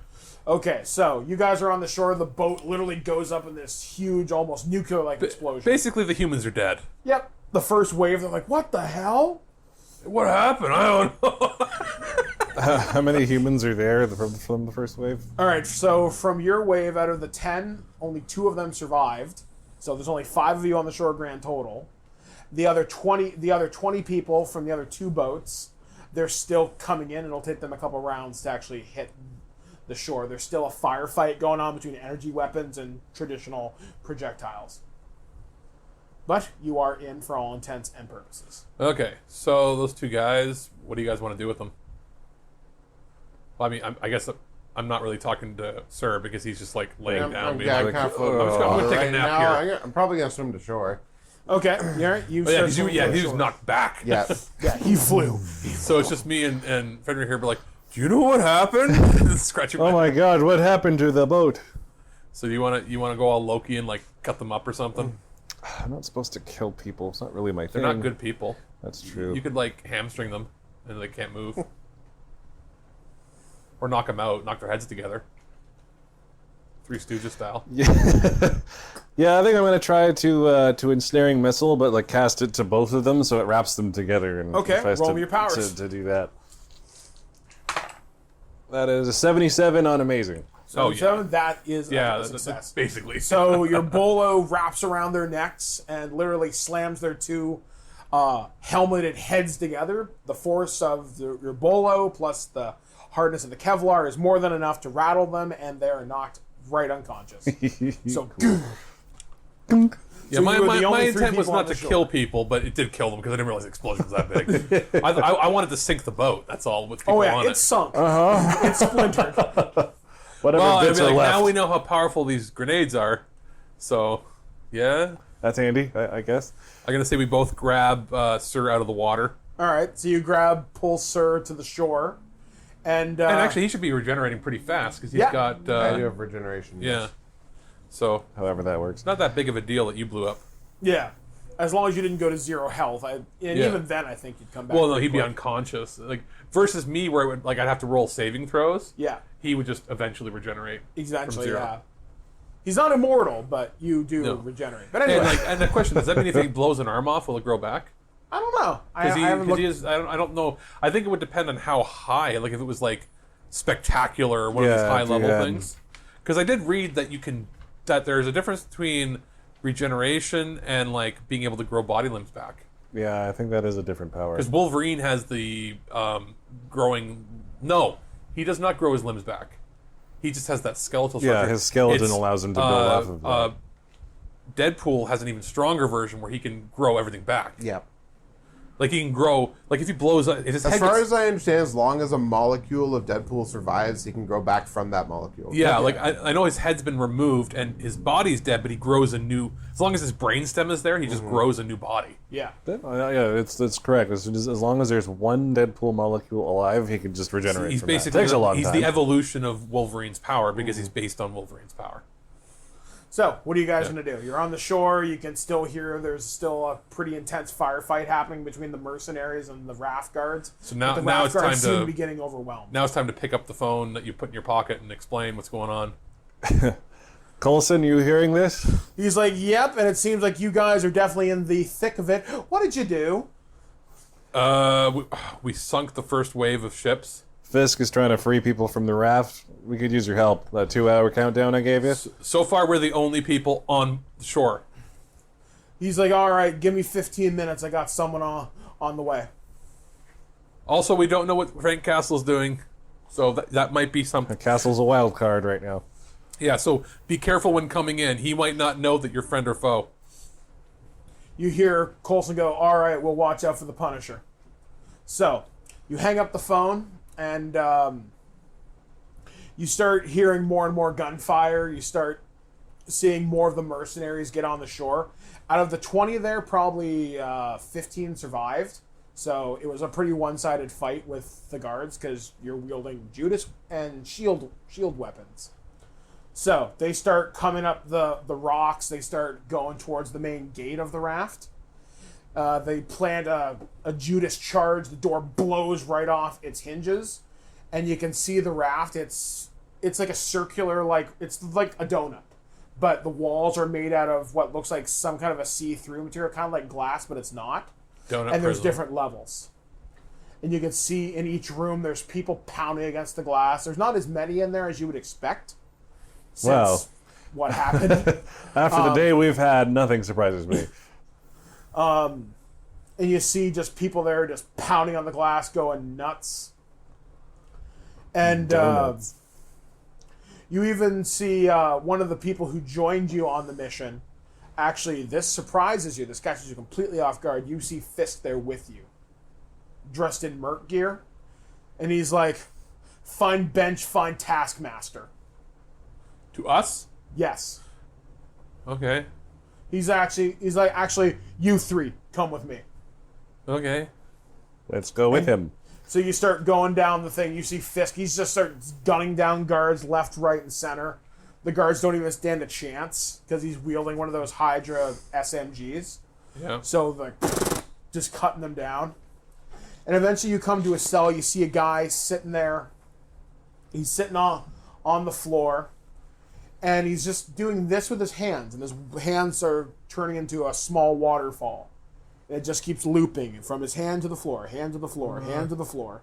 And we're standing there with Fisk. Yeah. Fisk And is- he's like, So, Mr. Bench, do you want out? And he looks at him, and he looks at Fisk. He's like, and who the hell are you? The one who's getting you out. And there's a lot of money in it for you. Does that sound good? He's like, do I get to kill the spider? Yeah. All right. I kind of want to make sure we don't let more of these guys out because it's more difficult to fight. If we're behind them, I'm going to fucking wrestle and grapple Fisk to the ground. Okay, do it. You have surprise. So you go up Yeah, 2 columns. Basically, I Kind of now or have, never. and I also have +1 column shift for this ability anyway. Yep. So that's 3 column shifts up. I'm basically trying to put him in a full Nelson to the ground and Yep. disable him. I think it's a strength resist for me. That is 77. So what does that bring it up to? 77 with 3 column shifts up. So 3 column shifts above. Wrestling doesn't have that, so it's 3 column shifts on fighting. Well, what's your strength ability? It's considered fighting because it's actually grappling. Oh, okay.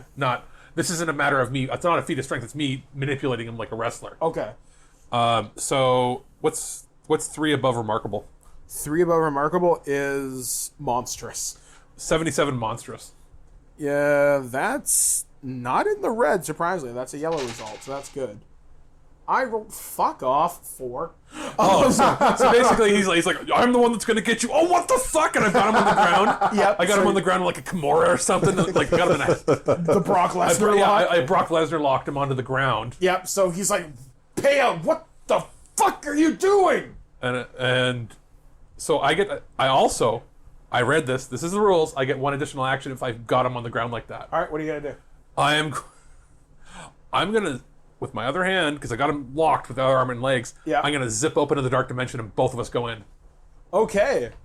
So I'm gonna this happens. So you want me to roll that for what? I'll say it happens. What were you thinking? It could have been Your other hand. anything. All right. Absolutely anything. With the other hand, I just stab him in the eye. And for you making the gestures, I was not going to jerk him off while we're on the ground together. What does that serve? I mean, except for being awesome.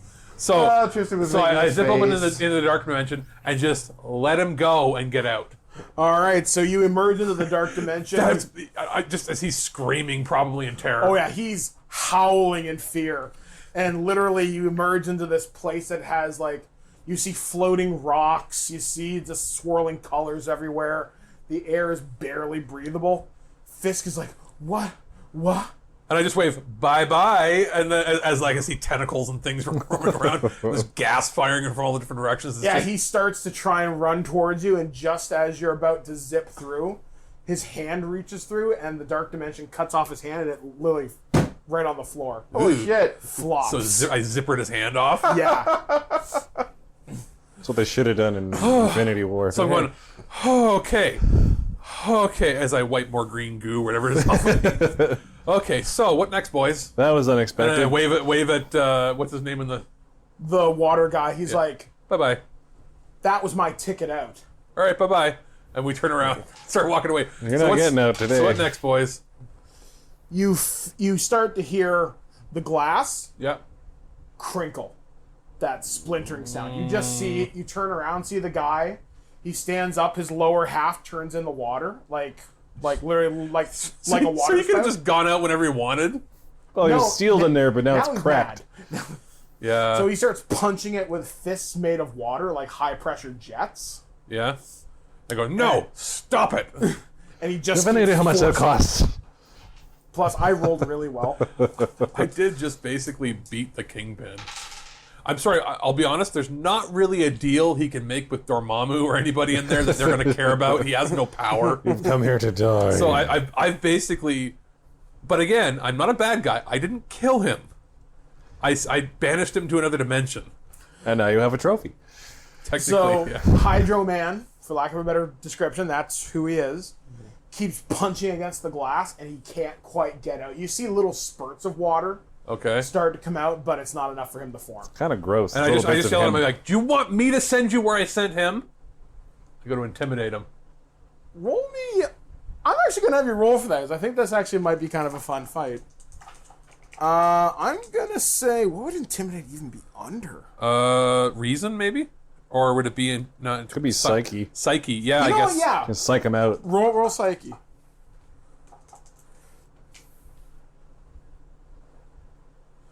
That is 80. 80 at good. That's a yellow result. That is, let's see if it's sight. It's enough to freak him out a little bit. Let's see. I rolled a 60 against. Just give me a second here. As I figure this the fuck out. Because I'm already tired. I'm like, I'm tired today. Do you want to get put in the shit? It's been a long day. I'll put you in the shit if that's the case. Remarkable. I'm not interested in this crap. It's a dark mention for anyone who messes with us now. Behave yourself. I'm not in the mood. It's enough to tie. I pick up the hand. I'm like, you want this to happen? All You're gonna throw it at him? Yeah, throw it out. I could. The glass. No, I don't want to shatter the glass. All right, you try and intimidate him some more. Roll it again, or Yeah, roll it again. all right. That is 93. You beat him by 1. I rolled a 92. So he just sits down and goes, "Fine." He's like, fuck. He goes, I'm not getting out of here. And he sits down and he just looks defeated. Okay then. So So you start hearing more and more gunfire from the floor. And you start hearing your mercenaries go, holy shit! somebody got out. Uh-oh. So you see raft guards and you see mercenaries running towards you guys. And you see a guy emerge from the lower levels. Uh-oh. And he's dressed in kind of like a white and blue outfit. He's holding a shield and a sword. And he looks like that. Okay, so that as a description, As a description, he's wearing kind of like a swashbuckling outfit. he looks but like has a Doctor Doom as a pirate. Yeah, Doctor Doom if he were a pirate, That's I guess. cool. He has like a Captain America type shield, but he has a sword as well. What's his name? Taskmaster. Well, that's Taskmaster. Okay. So you see him emerge from basically fire and smoke. He goes, finally, I got room to breathe and move. He starts kind of stretching his arms and his legs. You see a couple of raft guards try and tackle him. He just grabs them by the neck and just snaps their necks. Even the mercenaries are like, we're here to save you. And he's like, yeah, but you're just in the way of my paycheck. So he basically takes weapons that are on the floor and just plugs them. We're gonna have to take him on, aren't we? Or he's gonna let other people out, or more crazy shit happen. Gonna have to do something about this. Is it time to just unload everything we have on him? What do Probably we have? blow up the entire donut. I still got a couple Grenades, grenades. yeah. I got The grenade's gonna wipe out half of the raft. Well, okay. I got the Shikari throwing knife. I've got brass knucks, I got a Chitauri energy weapon. and we got shapeshifting powers. Like you can shapeshift into a spear that I can throw at him. You can only shapeshift 15% up, 50% down of your mass. You can So a shapeshift into hefty a spear. log that I would throw at him. Yeah, you could do that. Seems like a bad idea to be. Just saying. As you are standing there, you hear a familiar voice behind you. He goes, "Is there anything left for me?" And you hear the cocking of a gun, Okay. and it's Frank Castle. I just point that one. He's like, "All right." He looks at Taskmaster. He's like, "You want to do this like men?" All right. So Taskmaster looks at Castle. He throws down his weapons. He's like, "All right, you want to play? Let's play." And Taskmaster approaches the Punisher. The Punisher steps through your guys' line and starts to begin a slugfest fight combat. So Taskmaster has rolled oh my god! I rolled a 4. Got a weighted percentile. More like ass master. A 4. Yeah. Doesn't matter what, unless you're at like Elder God level, whatever the Class column shift- 5,000. Yeah, like even then, that's like Galactus went to attack you and then stumbled. So the Punisher dodges Taskmaster's first kick. They exchange kicks and punches back and forth, but the Punisher's able to block and deflect everything, basically by using Krav Maga, and eventually grabs Taskmaster's arm and just goes snap. At one point, Wait, is Taskmaster like a super powered guy? he has photographic reflexes. If he's ever seen you fight, he knows exactly how you fight. Oh, so he hasn't seen any of us fight. He might have seen Castle fight. Yeah, But he just fucked up. he just fucked up real bad because I rolled like shit. All right, so what are you guys gonna do? I'm gonna huck my knife at him. All right. Are we rolling initiative now on this, or? No, they're in combat. You can just throw it right into entangled. combat. All right, Fuck I'm gonna throw my knife. Oh, my no. my card. it. All right. I think it's agility, and you got a column shift. Yeah, I do get a column shift. That's right.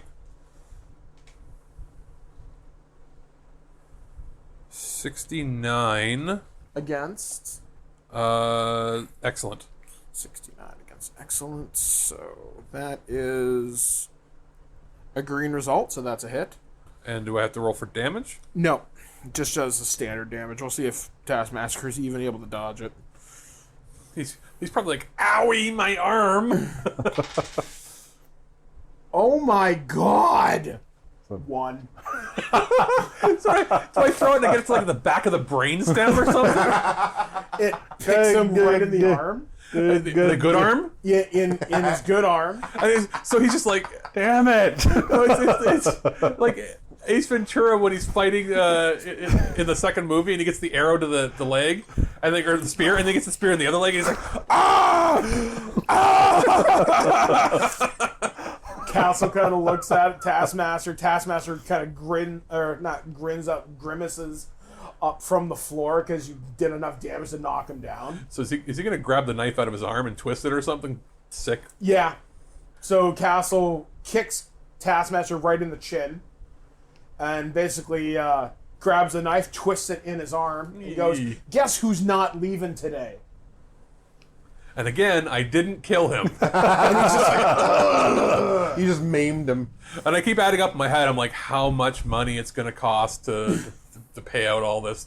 Like, if I'm involved, am I going to be paid out? So this is all Shields. how does this It's go? on Shields' dime and all this. Just in my head, like the accountant in me is like, no, there's so much damage. You start hearing more explosions behind you. You start hearing the mercenaries yell, "Run, run, run, run, run!" So wait, is he dead now then? No, he's on the floor, pretty much beat the crap. Okay. Because you did so much damage, it was just a really good. You basically achieved a kill result against him. I nicked an artery in his arm. Yeah, he rolled so poorly as to it's not a good scene. I'd like to say I hit him in the armpit, so it's even more painful. Just, ow! So Taskmaster is basically pinned under Castle. And you start hearing the mercenaries, "Run, run, we surrender, just stop!" So, who are they running from? Yeah, what are they running from? I was going to say Coulson and them wouldn't just be killing them for no reason, so it's not Coulson. And we haven't heard that he's back. Like you would have had something. Which way are they running? They're running towards you. Okay. And they see you guys like, "Oh, thank God." They see the Punisher. "Ah, shit!" Okay, They just basically stop. And what are you running from? they all turn around and they point and they say, "Him." And they turn around and you see a guy with a bow and arrow. I thought for a second there, I thought it was Rhino charging at us. I was like, ah. That or Juggernaut. He goes, "Somebody called me, told me you needed some help. Sorry it took so long." Oh, hey. Yeah, I think we kind of have it in hand, I guess.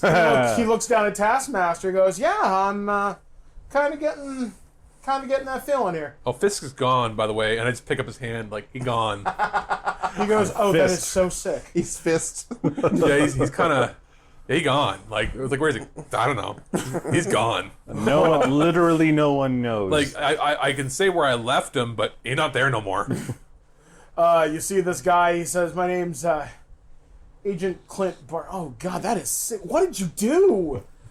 I zippered open the world into another dimension and just said bye bye and threw him in, and he tried to leave, and I zippered it closed.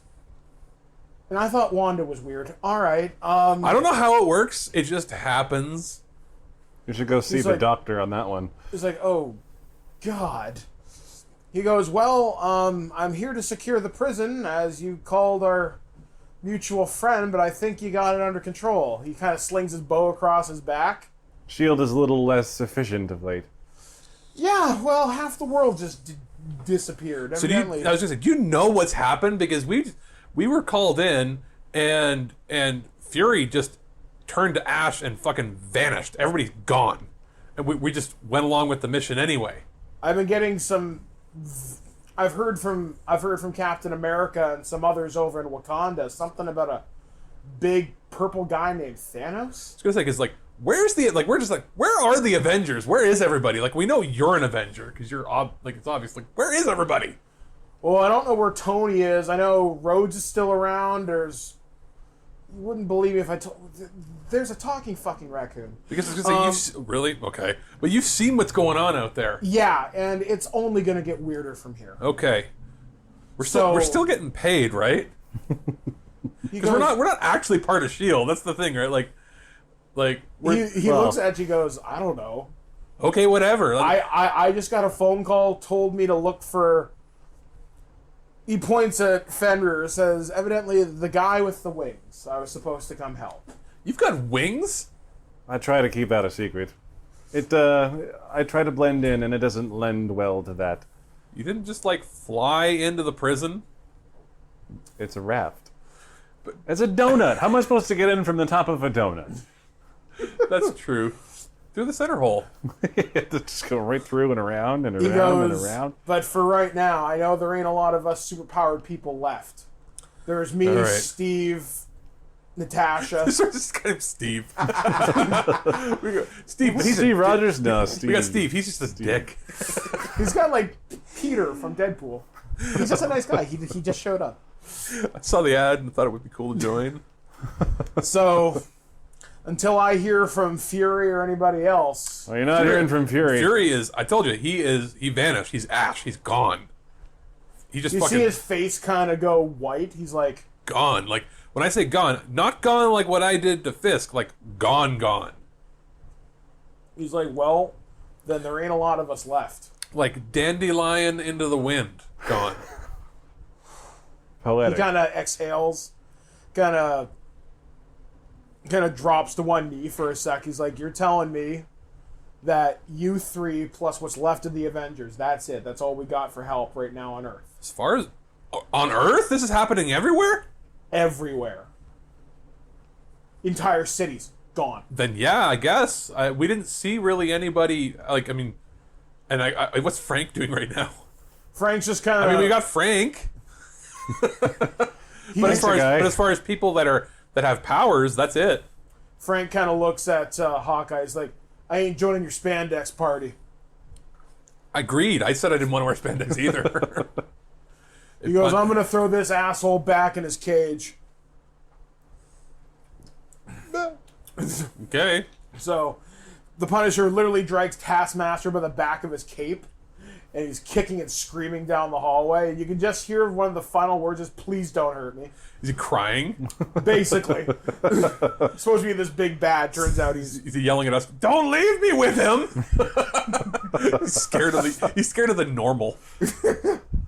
So, what happens is you're led back up to the roof of the raft. There's a small Quinjet there. And he goes, well, I don't have the authority to do this, but I need heroes. Will you join us? Well, kind of really don't have a choice right now. We have to see this through. We got to see what's going on because this is not good. Who's going to pay me? Like, I got bills. Like, Well, you got that money from that drawer earlier, did you not? I didn't take it. Didn't he? He did. Yeah, he took it. But where is it? You didn't tell me where you put it. Up my butt. Of course. Way of up course. there, Morty. He Way up in the butt. shape-shifted his butt to contain $20,000. I don't know. There's a quote It was for in you. a desk. I figured it was pocket worthy. You've got It was like a money cavity inside of you. it was just a band nature's of like pocket. $21,000 bills. You know, He rolled it into a tube and then bummed it the whole way. No, he's gooched it right up. Hawkeye looks at you, goes, the entire world gets devastated and I get stuck with you idiots. You know what? At least I think you're good people. And with that brings to a conclusion the end of Avengers Aftermath. What's going to happen now that the world literally has 3 new heroes to help save it, now that the Avengers has more effectively been wiped out? We're no heroes. and I guess New York's crime scene is in complete chaos because I know there's nobody to take over. There's a huge power vacuum, yes. Now that the Kingpin's dead. Sure, he was a bad guy, but he got the train. He may not be dead, but like it's like 95% sure he's probably dead or being torn apart in some sort of like dark Cthulhu horror. Yeah. If I know anything about the Dark Dimension, there is no sense of time there, so he is just permanently in a state of dying. And also at the same time, he has no leverage to reason with anybody in there. Yeah, the only reason Strange had anything is because he was able to take advantage of the time loop. He had the power of a god. Fisk has really no power outside of, being really smart. of humans. And he doesn't have a second hand. He has a fair amount of physical strength. Yeah, like, for For a human, but he's not even No. like He's not as super weak strength. as I have low strength. I have typical strength, but that's typical for a superhero. Yeah. So my strength would be like the equivalent of like Arnold Schwarzenegger or something. Like in that I'm strong, but I'm on it's the just upper end within of human. Yeah, Arnold within the Schwarzenegger now, confines or- of human strength. Yeah, he's probably at a typical. He's probably also a typical. So we'll break this down in our debrief, which you'll be listening to right now if you're listening on Patreon. So we'll be right back, right here on the Cambridge Chronicles. I have been your judge for this afternoon, Mike the Birdman Dodd from ThisWeekInGeek.net, joined with Mr. Christopher. Go, Freddy. Alex. And we'll be back, guys, right here on the debrief, only on the Cambridge Chronicles. At no point in your rambling, incoherent response were you even close to anything that could be considered a rational thought. Thanks for listening to this episode of This Week in Geek. Hungry for more? Check out our website at ThisWeekInGeek.net. You can subscribe to the podcast, browse our Twitter and Instagram, and leave your thoughts on today's topics. If you'd like to give us some feedback, send us an email at feedback@thisweekingeek.net. Tune in next time, and remember, Lower your shields and surrender your listenership. We would be honored if you would join us. Thank you for your cooperation. Good night.